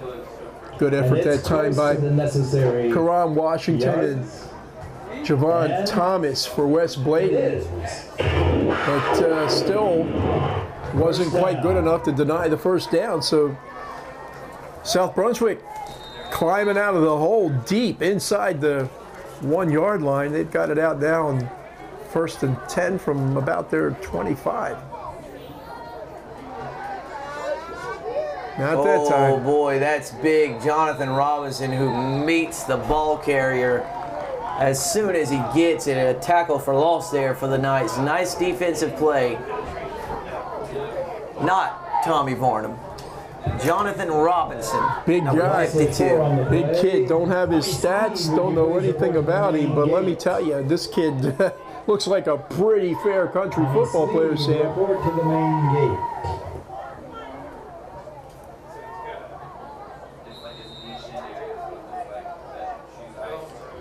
So it sets up a second down and probably call it 12.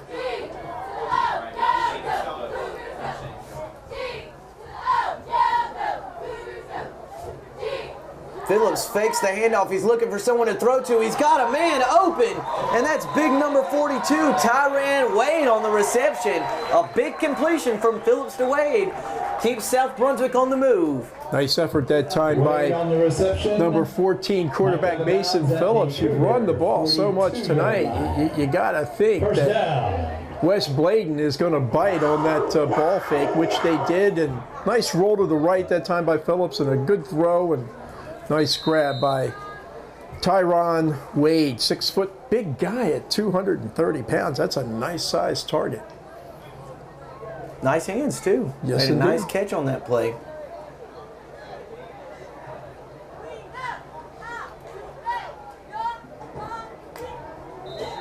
Looks like that.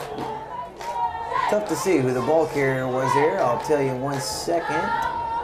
Looks like that was Matt Clark with the carry. The loss of one on the play. brings Loss up of second yardage and there. Looks like he one for the lost Cougars. one.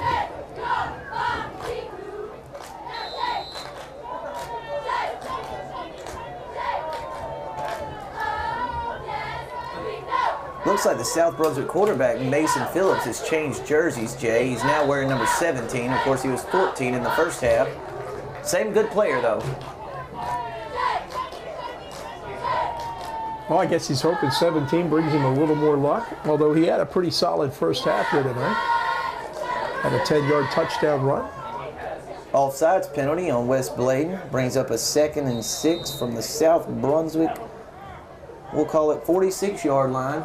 And Jay, more than 3 minutes have passed on the clock since South Brunswick got the ball on its own 1-yard line. So a nice drive here, moving the ball, chewing up some game clock. And Phillips goes over the center again, and he's all the way across midfield, down at the West Bladen 46 for an 8-yard carry. Yeah, I wonder if that's, just Mason Phillips making the read and keeping the ball, or if those are plays that are being called in from the side. Either way, that's been a very productive play for South Brunswick all night long, which, by the way, was a good song, too, all night long. Was that Booker T and the MGs too? No, it wasn't. Oh, I know that song. All night long. That's it. All night. Sorry to our viewers. Lionel Richie, the great Lionel Richie. We probably just lost like half of our. I'm pretty sure somebody just lost something that time. I think that was Wade on the carry there. The man who just. Wade on the carry. Looks like a gain of about. Well, he is no easy guy to bring down either at 230 pounds. 2nd and 6. Timeout. West Bladen. A timeout on the field for West Bladen. And Jay, if I'm not mistaken, that's the 2nd timeout of the 3rd quarter for West Bladen. So for the rest of the way, 15 minutes and 20 seconds, the Knights will only have 1 timeout at their disposal. In a close game, those timeouts can really come in handy. Of course, in high school football, with the clock stopping on, first downs, that helps out a little bit. But nevertheless, you like to have those timeouts when you need them. So Jay, South Brunswick has moved the ball from its own 1-yard line to the West Bladen 42. We'll give you a play-by-play here. Jibke 4 yards, Jibke 9 yards, Phillips 8 yards, Smith 2 yards, Warmouth for a loss of 2, Phillips to Wade for a 20-yard completion on 2nd and 12, Clark loss of 1 yard, offside penalty on West Bladen, Phillips for 8, and Wade for 4. So the Cougars have just been getting chunks of yardage here. Chunks. That's a good word. Chunks of Chunks yardage. is a good word. And by the way, what fine music we're hearing now. Is this the Young Cannibals? Fine young cannibals. Thanks, Aaron. This is getting to be like American Idol. America's Got Talent. Only of no talent. Brunswick's got lack of talent. ATMC, right? Oh, Phillips hands off the Jibke. There's some talent. Loose ball. A horse collar down, and I think the ball came loose. Loose ball, and West Bladen recovers. Gets it, and Jibke's still down. Boy, that was a hard-looking tackle there. He just kind of got bent really awkwardly. He did. That was pretty high up, and you know, I think it takes a lot to get the big guy down. But Norm Jibke injured on that run. It would have been a first down.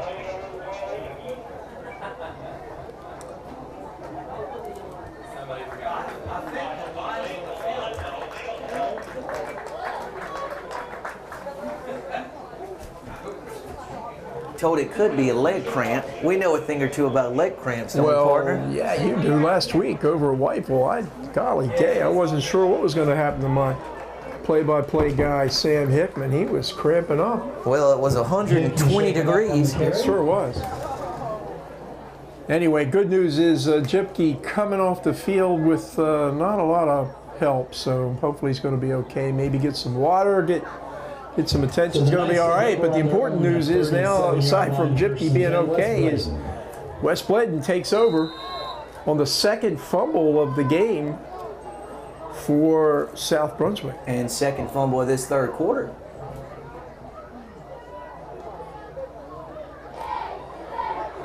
A lot of running room there for West Bladen. That was number 6. Help me out there, partner. Number 6 would be Tyrone Williams, and I think it was the new number 17, Mason Phillips, who made what could have been a touchdown-saving tackle, Tam. I don't think there was much to stop Tyrone Williams had Phillips not knocked him off his pins. So West Bladen with his 2nd and 3 from its own 44-yard line, man in motion. That's another handoff to Williams, and he's got enough for the first down. He's all the way out to the Knights' 49-yard line. That's enough for a first down for the Knights. They'll move the chains. Another tackle inside by from the one of the big guys up front for Rocky Lewis's South Brunswick Cougars. Clock is stopped, 2:36. With the first down. Now it's running.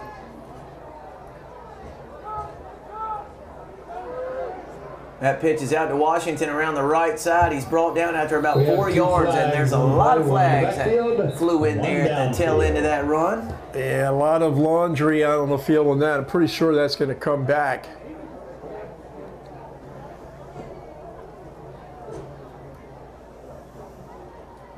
Waiting on the call from the head official tonight, Randall Morrison, is a holding penalty on West Bladen. Holding on the Knights.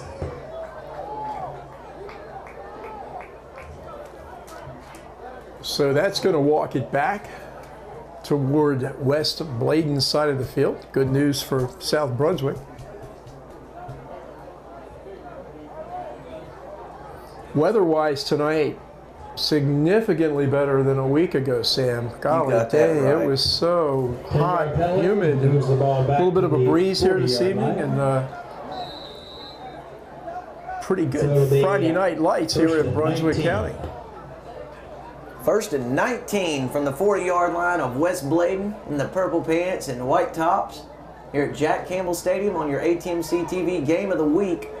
That's Williams around the right side. He hurdles the defender. He's still on his feet across the 45, down at about the 43-yard line. What a run. Well, Tyrone Williams is a young man that busted it for 56 yards on the 3rd play of the game tonight. So we know he's got plenty of speed, and nice job of knifing around the right side just shy of the Knights' offensive line. Almost picked it all up on that one down. So 2nd and short for West Bladen out around the South Brunswick 42-yard line. So 1st and 19 to 2nd and 1 in a hurry with one hurdle of the defender. Big plays have been the difference here tonight.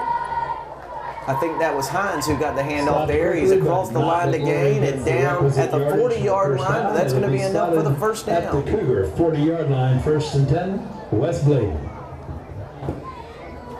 That's a pretty good stop on the play that time by, I think it's number 55. 55 would be Lynch, 44, Hunter Atkins, the freshman.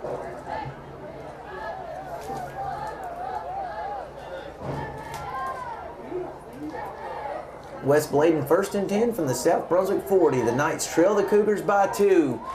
That is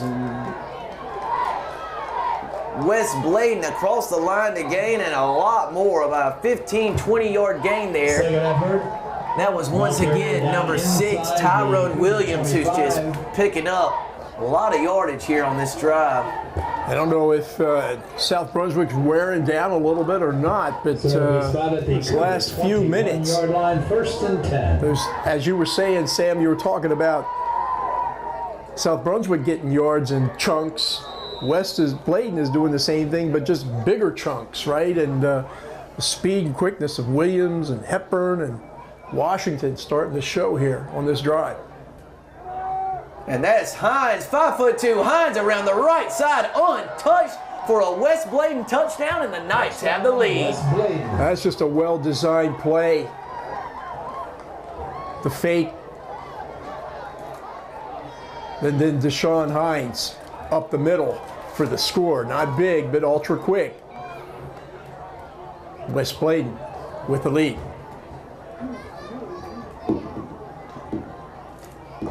Jay, also worth noting, that was the first drive of the night that West Bladen really sustained. You know, all their other scores were big plays, a kickoff return, 2 long runs. They really put together a nice drive for the first time tonight here in that third quarter. You're right, possession that has seen them take the lead here, 25-21. Yeah, they're going to try to add to it here on the 2-point conversion. Not going to get it. And the extra point attempt. Stop. No good. So the score is West Bladen 25, Cougar 21, with 43 seconds left in the third quarter. Good stop that time. I think it was by number 63, Tyler Hunley, 6'2", 280-pound senior for South Brunswick, but not before West Bladen hangs up another score and takes a 25-21 lead. And to tag on to your point, that all started with the fumble. Turnovers, Jay. Yeah, by Jibke. It plagued this team last week. It has plagued them here again this evening, particularly in the second half. A couple of fumbles, one leading to the score.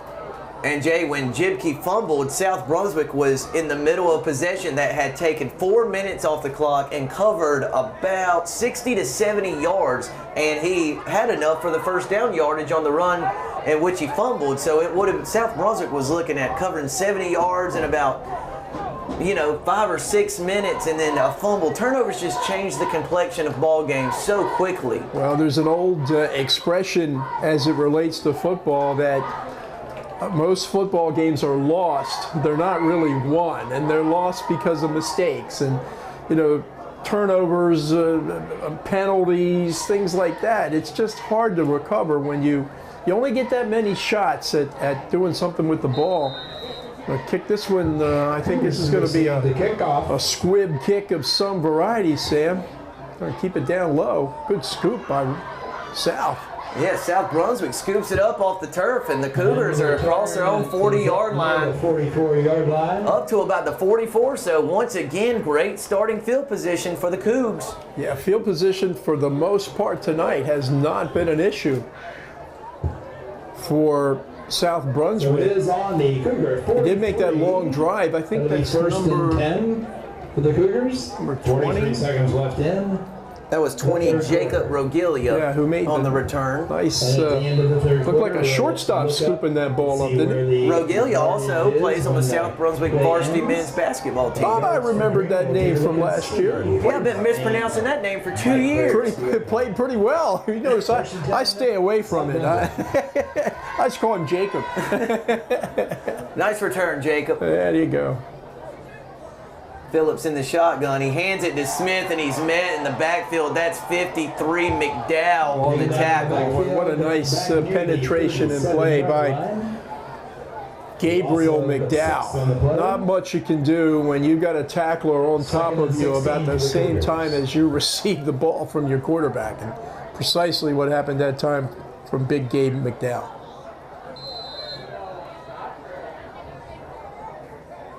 17 seconds left here in the third quarter. South Brunswick trails West Bladen 25-21. That's a toss sweep around the right side, snuffed out by West Bladen, and they've got a South Brunswick running back. Looks like Keyshawn Smith tackled behind the line of scrimmage. And that was the last play of the third quarter from Jack Campbell Stadium. We got a good one for you here tonight. After 3 quarters of play, it's West Bladen 25, South Brunswick 21. Thanks for joining us on our ATMC TV Game of the Week. Here the concession stand ends. Never worry about data again with an AT&T Unlimited Choice Plan from ATMC. Surf and stream and text all you want for just $60 per month. Unlimited data means unlimited entertainment. Got a family? Get 2 lines for only $115 a month. Plus, add up to 8 additional devices for only $20 each. More surfing, more streaming, no worries. Get your unlimited choice plan from ATMC today. ATMC, your local authorized AT&T retailer. ATMC Security is changing the way you connect with your home, making it safer, smarter, and more efficient. Now you can manage your home wherever you are with a single app. Lights, locks, thermostats, 24-hour security monitoring, and more. Which means you always come back to a safe, comfortable home. Monitoring services start as low as $17.95 per month. Make your home a smart home with ATMC Security. ATMC offers internet speeds up to 1 gigabit per second, but we like to call it Gigabunch. Because now you can download a bunch more songs, stream a bunch more movies, play a bunch more games, and use a bunch more devices, all without losing any speed. And when you build your own bundle with high-speed internet, digital cable, reliable home phone, and ATMC security with smart home solutions, you save a bunch. Build your bundle today with ATMC. Stay connected with your community channel. Like ATMC TV on Facebook today. Start of the fourth quarter from South Brunswick High School. 25 for West Bladen, 21 for the Cougars of South Brunswick. I'm Jake Holmes, along with my partner Sam Hickman. And South trying to get something through the air. Oh, close. A perfectly thrown ball by Mason Phillips goes off the hands of South Brunswick's number 10, Mac Clark, who's got the name of the night. We talked a little bit about the capability of Mason Phillips throwing the football. We haven't seen it too many times tonight, but there you got a chance to see the young junior air it out. Pretty good route by Clark. They just missed connecting for what would have been a long gain for South Brunswick, something they haven't been able to do as many times this evening as West Bladen has. And Jay, this is interesting. South Brunswick lining up like it'll quick kick, but West Bladen's got a guy deep. Phillips does get the kickoff. West Bladen fields it cleanly. Hines gets it. He's got some running room around the right side. He's got the sideline. He's knocked out at midfield. But a nice job by Hines fielding that and returning it for about 15 yards to give the Knights stellar field position early in the fourth. Most of the big plays here this evening have been on the West Bladen's side of the field. Got a flag out on the field too. We'll see how that goes, but nice job by Hines that time.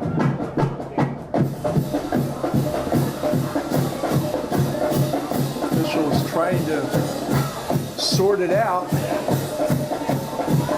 The South Brunswick pep band trying to get people excited and not give up, and they shouldn't. Only down 4, plenty of time to go here. 11:41. Ooh, that one hurts. That's a dead ball personal foul penalty on the night. So instead of 1st and 10 at the 47 or 48 yard line, they're going to have it all the way back at about the 32. Mark that one down because at the 30, excuse me. Field possession awfully important at all times in the game, but I think especially now as you're starting to run out of time on that clock, even though we still got 11 minutes plus to go.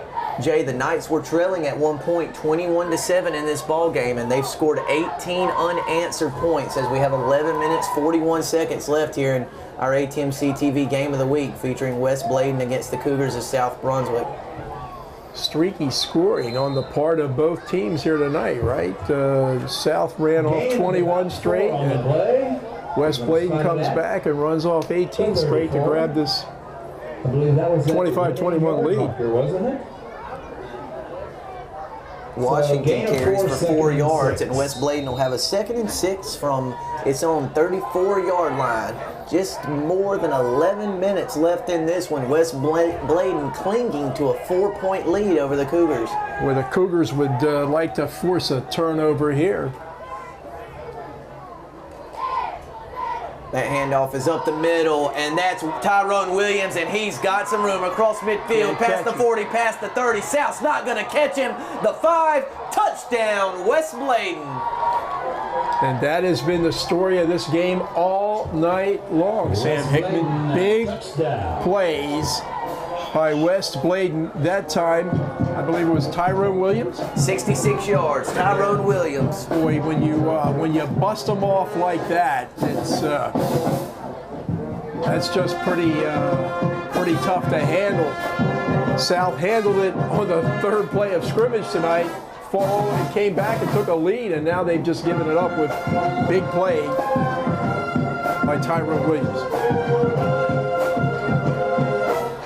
And it just doesn't seem to be anybody out there in the secondary or maybe anywhere else on the field for South who can match up speed-wise with these speedy kids from West Bladen. A pop pass for a 2-point conversion, and it's successful.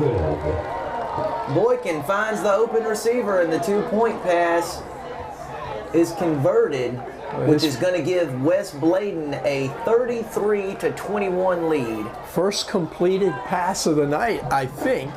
You're correct. For quarterback Tyree Boykin, and he made it count, picking up 2 points. And it gives West Bladen a 33-21 lead. Still a lot of time to go, and South has shown the ability to kind of, take the big knockout punch and climb off the mat. We'll see if they can do it again. It could really help if they could start out with a nice kickoff return on their own. West picked up a touchdown tonight that way. Maybe the Cougars could do the same. 10 minutes, 37 seconds left here from Jack Campbell Stadium. West Bladen leads South Brunswick 33-21. And Scott Bowen, the kicker for West Bladen, again, is just not going to tee it up, going to kick the ball flat from the ground, which is avoided, I guess, some of those potential kick returns. You can see how far up the field all of the deepest receiver is at the 30-yard line for South Brunswick. Oh, it's a short kick. South struggles to recover. I think they jumped on it late. We're going to see. There's a scrum for it at about South Brunswick's 46-yard line. I think the Cougars have recovered. Well, initially they fell on the ball, and then maybe it started to look like it squibbed away, but South maintains possession. Looks like number 44, Hunter Atkins, the 5'9" freshman, alertly falling on the ball. Hunter's got a bright career ahead of him. I'd say he's made several nice plays here tonight, especially for a freshman on the varsity stage. Nice, pretty big, 5'9" and already a $181. Let's see what Mason Phillips and his South Brunswick Cougars can do. That's a good way to start it. A great way to start it. The 7-yard run for the Cougars. Tackle by number 42 for West Bladen. It gets the Cougars out across midfield. Call it 2nd and long 3, short 4.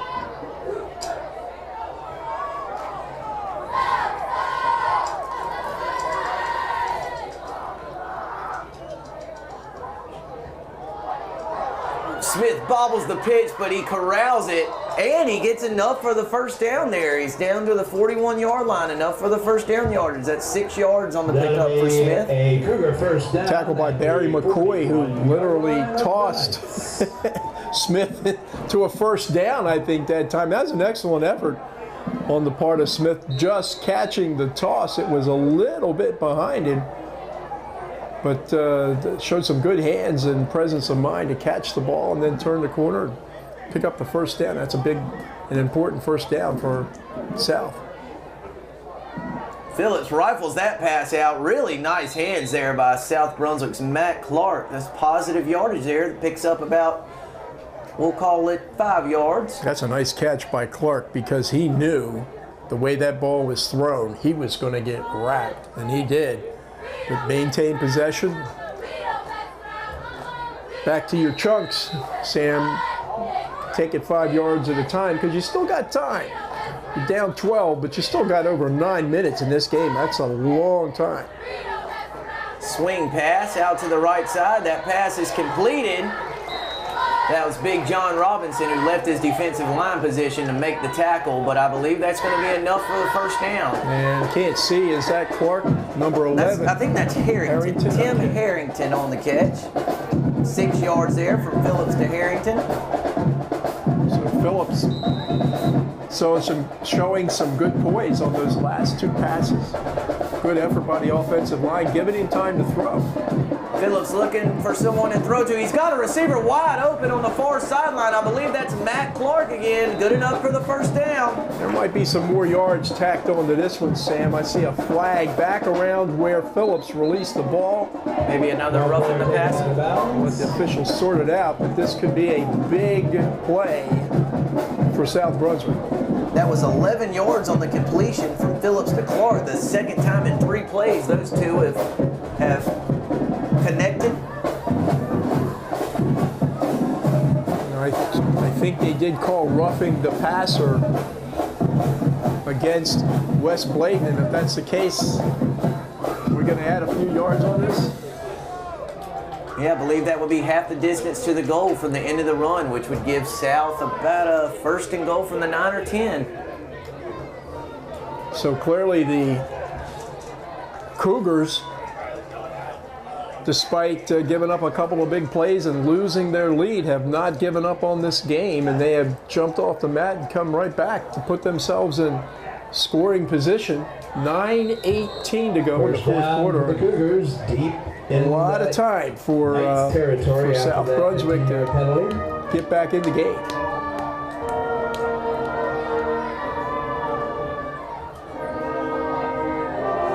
Nine minutes remaining. West Bladen 33, South 21. Phillips takes the snap. He rolls to his left looking for someone to throw to. And I believe he's got Clark in the end zone for South Brunswick. Touchdown. That's just an excellent throw and an excellenter catch by number 10. I believe that's 10, Matt Clark. 9-yard touchdown reception. Clark with 3 catches in the last 4 plays of that drive, and the Cougars are right back within 1 score. They were quiet all night long throwing the football, but certainly on this possession, Phillips and Matt Clark, along with Tim Harrington, just moved the ball downfield. The roughing the passer penalty helped too, but big touchdown, big score for South Brunswick. Let's see what they're going to do on this extra point conversion. Looks like we're going for 2, Sam. Phillips has got the snap. He rolls out to his right. He's going to take off and run with it. Makes the defender miss, and he's across the goal line. The 2-point conversion is good, and the Cougars got life. They got a lot of it.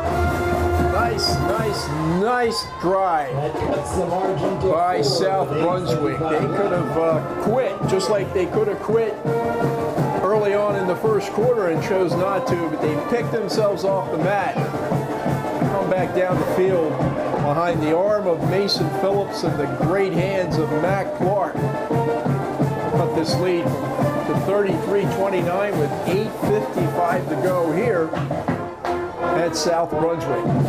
South just keeps punching back, don't they? Like that moxie, you know, you like the fact that the kids have plenty of opportunities to kind of lay down, but they've chosen not to, and that's good coaching and that's good kids. And tip your hat to Rocky Lewis and his staff for keeping the kids in the game, and now it's up to Chris Williams and his West Bladen Knights to see if they can answer what was a real nice drive by South Brunswick. Good game. We talked about maybe was it going to be a shootout, and I guess, Sam, 33-29, a lot of points. 62 points, to be exact. And the game's been kind of markedly different. Most of West Bladen's, if not all of West Bladen's scoring, coming on those big runs, big plays. South a little more methodical, although this last drive featured the passing attack and kind of opened it up with should be a exciting last 8:55. So South Brunswick set to kick off. Bet they'll keep this one down, and they do. Declan Hall kicks that one. It's muffed, but recovered by West Bladen. It's number 12. The returners across the Knights 45, down at about the 48-49 yard line. So good starting field position here for the Knights. I guess you kind of choose your poison if you're Rocky Lewis. If you kick the ball deep, we've seen the electrifying speed that a number of these West Bladen runners have. So kick it short, maybe give up, a little bit more yardage than you'd like, but don't let them bust you off the kickoff. And above all means, or by all means now, defensively, West has got to keep the play in front of them. South Brunswick's got to keep the play in front of them. Don't let those runners get to the outside. They do, and they turn upfield. They're tough to catch.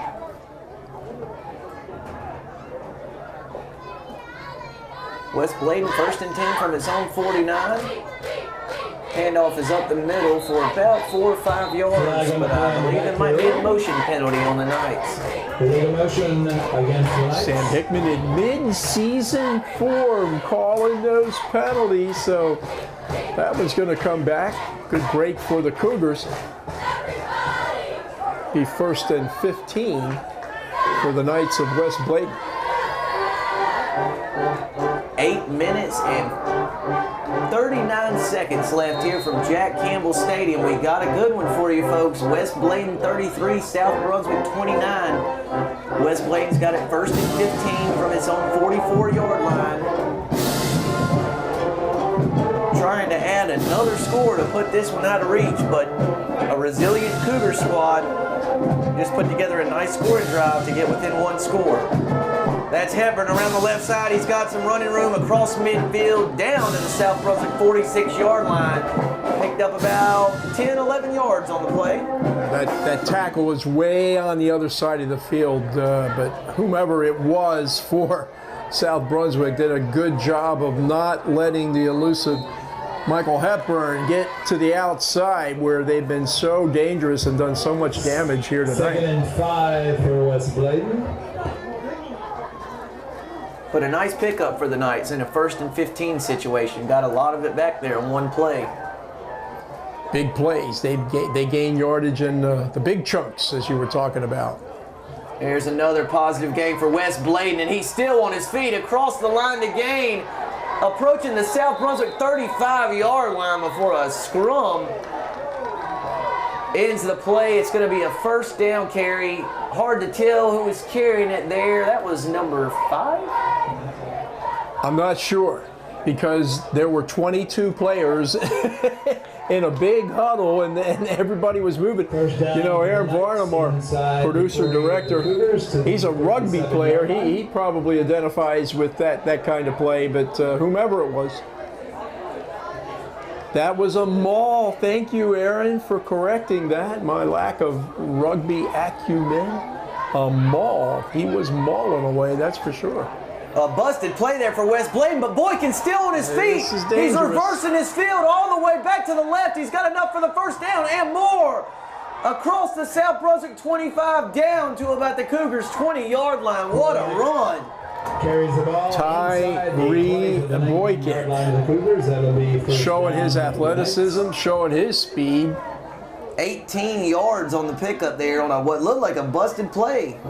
Well, sometimes, you know, those busted plays turn out to be real big plays for the, in this case, the offense, and certainly Boykin. Once he eluded that first tackler, was able to get to the outside, and then all of these running backs, offensive backs for West Bladen here this evening had shown great ability and skill in the open. They got speed too, so tough situation now for South Brunswick, because not only are you still trailing, and West Bladen in very favorable spot on the field, but 7 minutes left on the clock, still plenty of time, but soon clock will be your enemy. Jay, for West Bladen with Hepburn and Williams and Washington and Boykin and Hines, that's a lot of speed to contain. A lot of quick kids, not big, but quick. And, you know, you can do a lot with speed, as we were kind of kidding before, but can't teach it. You got it, you want to use it. Chris Williams' squad's been able to use it and use it very well here this evening, especially on those big plays that are so much of a difference in a football game. And I don't care what level you're talking about, you know, Pop Warner or high school, college, and even in the NFL. Big plays a lot of times and turnovers prove to be the difference in a football game. West Bladen 1st and 10 from the South Brunswick 19. The Knights lead the Cougars 33-29 with 7:18 left in this one. Boom. Boom. 6. That is number 6.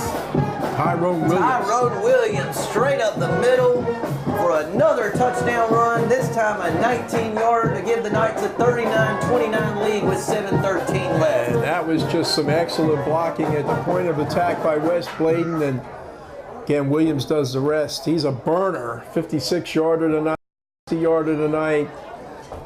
That time just showing he could even run between the tackles.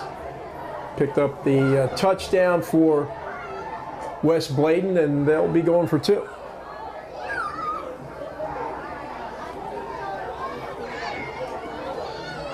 West Bladen's 2-point conversion attempt looks like it's going to fall about a yard shy, and it does. So with 7:13 left in the game, West Bladen leads 39-29. Jay, is there still enough time for the Cougars? Yes, there is. 7:13, particularly if Mason Phillips can replicate what he did the last possession, which was to really go down through the air. 4 completions, 3 of which went to Matt Clark.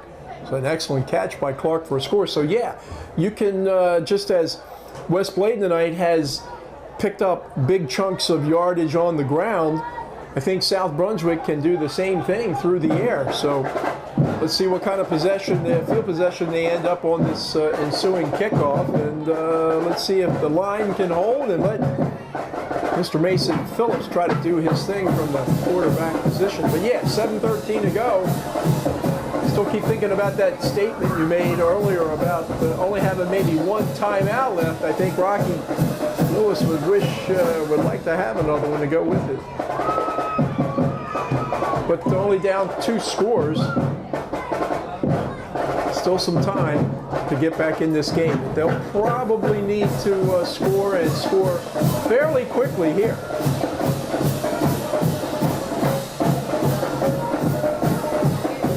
Again, just more than 7 minutes left in this with South Brunswick just responding with a touchdown to make it a 1-score game, but West Bladen gets the ball right back and marches more than 50 yards for a score of its own.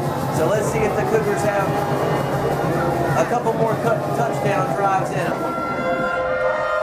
Bowen's short kickoff is fielded by South Brunswick at the 47-yard line, so Cougars good field position. 47-yard line. Good field position to start. 33, Leighton Swain doing the nice special teams play that time, recovering the kickoff. So it's up to the offense now. Final score for Cougars High School beating Orange 26-6. The big guys in that offensive line, Lynch and Campbell, Kelly, Hunley, Roberts, and company. Got to give Phillips some time to throw. 3 wideouts to the left, a single back. Looks like they do want to go up top. That pass is deflected at the line and it falls incomplete. Bring up a 2nd and 10 from the South Brunswick 47-yard line. Stops the clock. So the bad news is South not able to complete the pass. The good news is the clock stopped, so they didn't burn much time on that incomplete pass.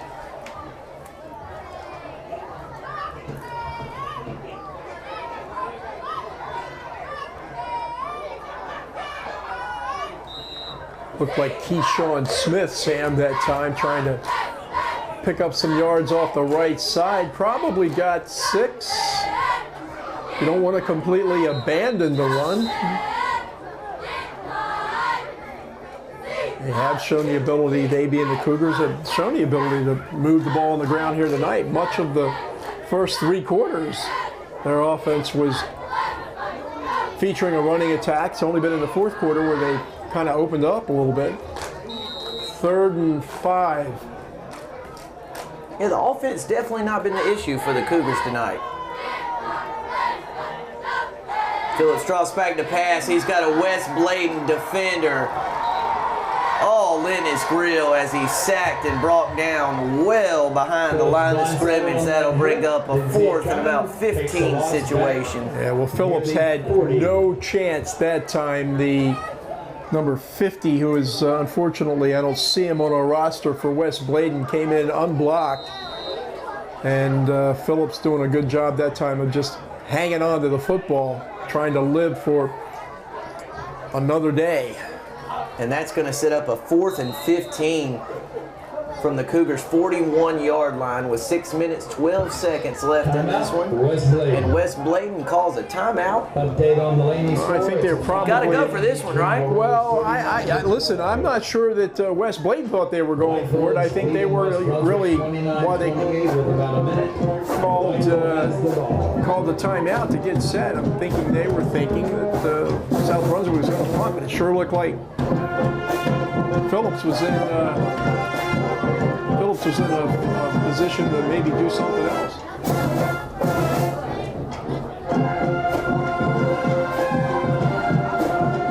So the pep band hasn't given up, Sam.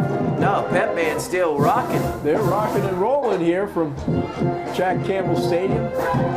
And Jay, I don't know if our cameras can get a look in it, but the South Brunswick student section seems to be full of celebrities. Down there we have J.R. Smith, Dustin Pedroia, Yeah. Jordan Reed, Phillip Rivers, Jonathan Stewart, Greg Olson, Luke Keekley.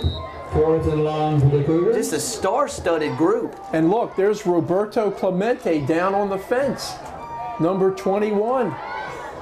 4th and 15. Phillips is rocked as he lets the pass go, and it's picked off by Wes Bladen at the Knights' 30-yard line.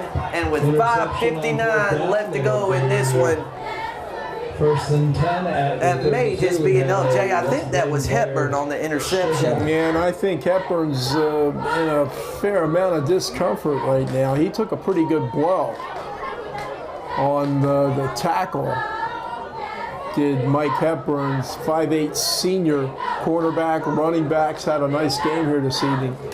Well, Mason Phillips was rocked as he released that one by Wes Bladen defender. Yeah, pretty good pressure, obviously, that time by the Knights. Hepburn getting up, but not without some help. Hopefully going to be okay.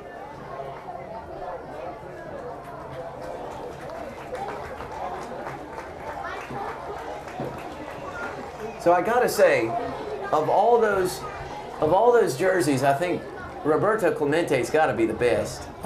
He gets my vote because, man, we're going old school with Clemente. One of the all-time greats. Man, such a tragedy. Guy, what happened to him? throw the baseball. Pretty good hitter too. Yes, he was. I think he ended his career with exactly 3,000 hits, if I'm not mistaken. I believe you're right. On the number. I believe he beat my beloved Baltimore Orioles in the 1971 World Series, maybe, I don't know. But has he ever interviewed someone from the dugout at Camden Yards? He did not. I did. My partner did. I sure did, yeah. That's Tyrone Williams up the middle across the 35 to the 36 for about 3 or 4 yards. Jerry Hairston Jr. was one of my interviews in the dugout or in the locker room at Camden Yards. Luis Matos was another one, and Elrod Hendricks, who left this world way too soon, was a catcher for years in the big leagues and finished up with the Orioles, and he was an outstanding coach and a really great human being. You know, Jay, if our viewers read the Brunswick Beacon's Hot Corner, they would know all this, right? Yeah, Sam Hickman wrote a book about me. It was published a few weeks ago. I hope he has royalty rights on that book, the novel that he wrote, but that was very kind of you. And I was kind of happy to talk about some of these wonderful experiences that I've been blessed with. Way too much about me, not enough about the people and the kids and everything else. But it is a final. It was fun. West Brunswick loses to Whiteville 29-28. Wow. Just heard over the PA announcer, the Trojans of West Brunswick lost a close one on the road at Whiteville tonight, 29-28. Whiteville 2-0.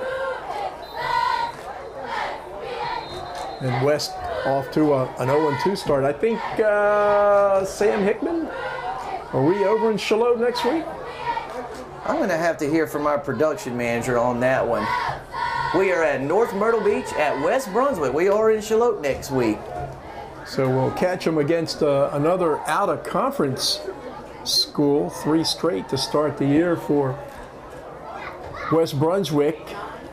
But that should be a good one. Hopefully it'll be a good one. Hopefully it'll result in a 3rd and 8. A West Brunswick win. And I am South Brunswick hoping they can get this ball back and try to climb back into this one, down 10 with 5 minutes to go against West Bladen. Jay, I'm also told that was a game in which West Brunswick led 28-14 in the 4th quarter against Whiteville, wasn't it? To seal the deal. Losing to Purnell, so what they were leading. Well, that kind of sounds like if it was 28-14, that means the Wolfpack scored a couple of touchdowns and got a 2-point conversion on one of them. Sounds like it to me without seeing the details. But either way, tough loss on the road for West. Hopefully they can get back to their winning ways next week against North Myrtle Beach. Handoff up the middle for West Bladen, and that's blown up in the defensive backfield. That's number 42, Tyran Wade, whose name we've called quite a bit tonight. He's been busy here this evening. Cougars force a 4th down. That'll bring up 4th down from the 34-yard line of West Bladen. Jay, time, she's a ticking. 4 minutes and about 30 seconds left here in the 4th quarter with West Bladen clinging to a 10-point lead, 39-29. Well, the Cougars are playing the clock right now as well as their opponent, West Bladen. They not only need to score, they need to score twice, and they need to do it in a hurry. So they need a big play of their own. That punt bounces down about midfield, and West Bladen downs it at the 43-yard line, where the Cougars will take over 1st and 10. 43-yard line, 1st and 10 south, 4:13 left, down by 10. Tell you what, South Brunswick, as you were mentioning, I think first time we've been here for one of our ATMC TV games of the week, but they do it up pretty good. We get this little South Brunswick Cougar football media guide. It's got some great pictures, and a little information about all the kids. We have been here for basketball, And hopefully we'll be back this winter for some Cougar hoops. But tonight it's football. Let's see what the guys can do here in the last 5 minutes, 4 minutes. Really nice catch there. That was Phillips to, looks like Matt Clark on the reception. Yep. That is Matt Clark on the reception. 5'9" senior, 163 pounds, but has really shown some great hands. That touchdown catch that he made earlier tonight was a really nice catch. Got to get down the field quick. Clock stops on first downs, and when you get the ball out of bounds. That's Keyshawn Smith up the middle. He's still on his feet before he's brought down at the 40-yard line. 6 yards on the game for Smith. And this is where, if you're West Bladen, you want to take your time getting back. If you're South Brunswick, you want to get up to that line quick and get this play called.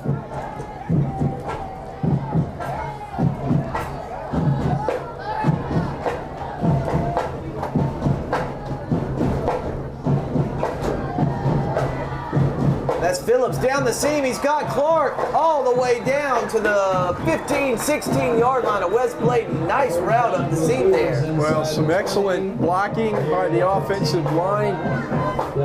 Shane Lynch and company doing a great job giving Phillips time to throw, and a nice route by Clark and the good catch.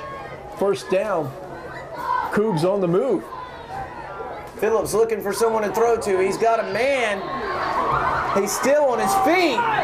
Looks like that was South Brunswick's Deshaun Lee there on the reception, all the way down to the 1-yard line. Well, let me tell you, Sam Hickman, 3 minutes, 9 seconds, plenty of time. If South Brunswick can punch it in here, the 2-yard line, that should be enough.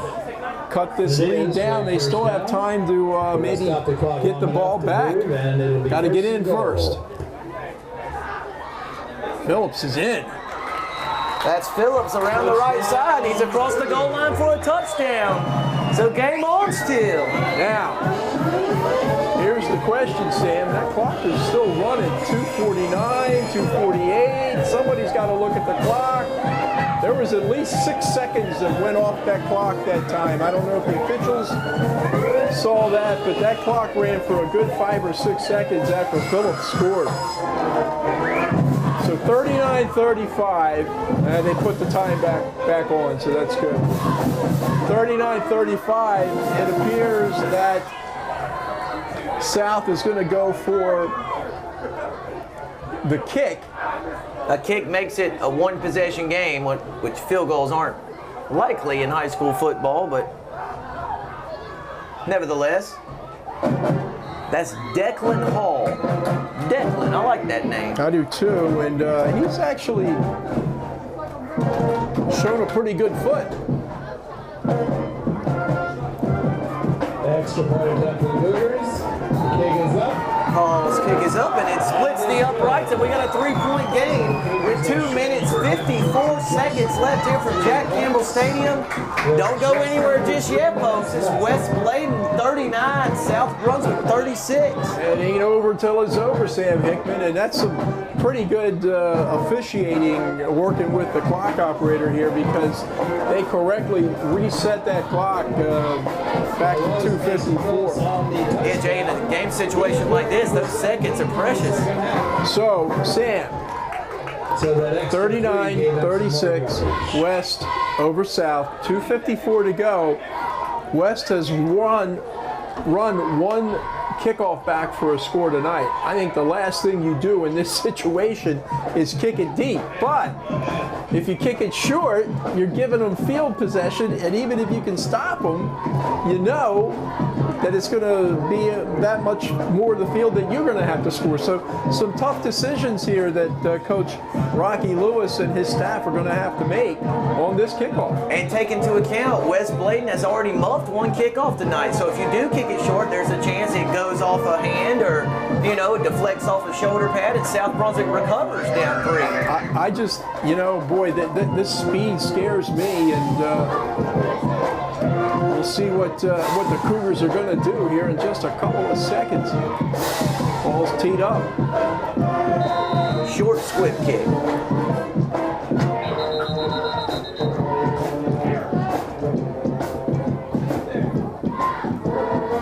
mean, a whistle's going to blow it dead before the play.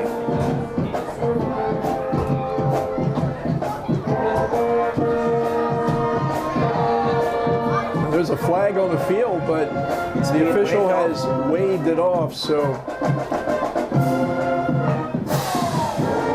the thought was that West Bladen maybe had too many players on the field. They do not, so the officials correctly pick up the flag. Declan Hall. What's he going to do? It's going to be a short, quick. It takes a nice high bounce. Boy, that came close, didn't it? Let's see, it's close. That was West Bladen's number 53, Gabriel McDowell, who made a nice play on the ball. Really nice kick there by Declan Hall, but it's recovered by the Knights. Yeah, they got the hop that time, and I think you're absolutely right, crediting McDowell with a nice athletic play to maintain possession for West Bladen. So here's the trade-off. You go with the short kick and avoid the long touchdown run back, but they got great field position. So even if the Cougars can hold them here and make them punt the ball away, South Brunswick's going to have to go a long way to even get in position for what could be a tying field goal, but got to stop them first. And that is easier said than done, as and now West Bladen carries it across midfield down to the 49. And we're now back in that situation that you expertly called out earlier in the game about the lack of timeouts coming back to maybe haunt South Brunswick. We think we got one left, Sam? Is that what we were thinking? Oh, South Brunswick had one timeout left, but elected not to use it there as the clock is all the way down to 2 minutes and about 10 seconds left here in the fourth quarter with West Bladen leading by 3. That handoff goes up the middle. That's Williams. He's close to the first down yardage. I think he's going to be about a yard short. That's the one that right now is going to hurt him. Timeout. And there's the timeout by South Brunswick. Almost had to call it because if he picked up the first down, which apparently he did not, you wouldn't have wanted to call it. He did. It's 3rd and short, probably 3rd and 1. So this might be the big play of this game. And a night of big plays for West Bladen and some late second half passing on the strength of Mason Phillips and Matt Clark. Might come down to see who can stop or win this 3rd down play. Of course, I guess West Bladen would say, you know what, we got 2 downs now to make probably less than a yard. We don't think South Brunswick can stop the clock. So some strategy, some excitement, and some hard hitting going to happen over this last 2:04 to get a winner here tonight. So here it is, 3rd and 1 from the South Brunswick 43-yard line. A first down here for the Knights would effectively put it away, and Boykin goes straight up the middle, over the center, across the South Brunswick 35, where it'll be a first down Knights. Big charge that time by the West Bladen offensive line, and Boykin just kind of riding the blocks and easily picking up enough yardage for the first down. So the clock will continue to run now, as we don't think South Brunswick has any more timeouts. And I think West Bladen can come pretty close to just clocking out here, Sam. 4 downs. 1:30 to 38 to go. 2 seconds on the clock. As long as the Knights don't fumble. Which they've done a pretty good job here this evening of maintaining possession. They did legal procedure against the Vikings. Something that hurt South here a little bit tonight. The interception, really not so much. Penalty, puts it back at the a couple of fumbles, line. probably so. So 2nd and 15, 1:32 to go.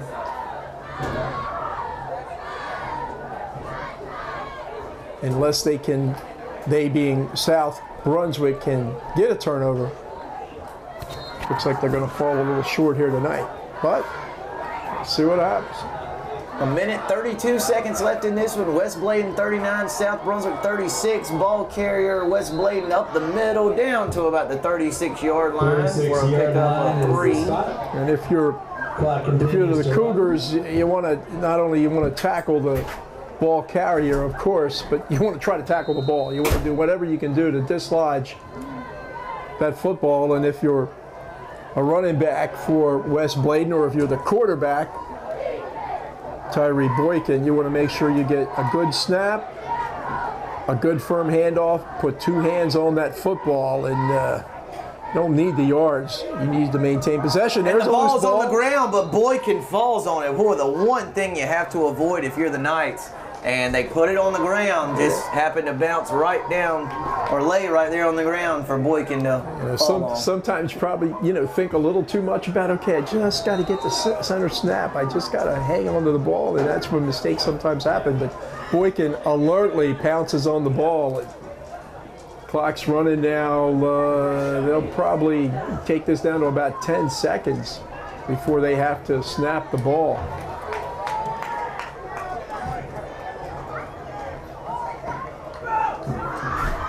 And Boykin takes the snap, and it's a clean exchange, and he takes a knee, and that will do it from Jack Campbell Stadium on the campus of South Brunswick High School, as we have a little extracurricular activity before the final buzzer, but that'll do it. South Brunswick falls to 0-2, a loss opening week at Red Springs, and they fall just shy here tonight of the West Bladen Knights, 39-36. Jay, takeaways. The speed and the big play capability of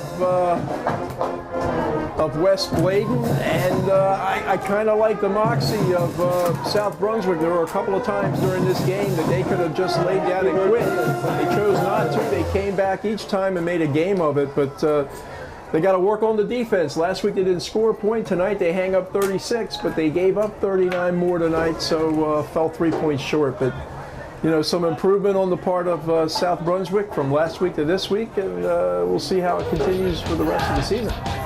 Thanks to our viewers for joining us on this week's ATMC TV Game of the Week from Jack Campbell Stadium. He's Jake Holmes. I'm Sam Hickman.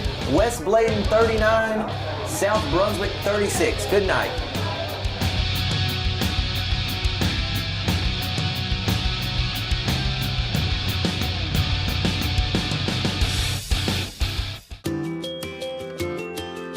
We are ATMC TV, Channel 3 and HD Channel 910, your community channel.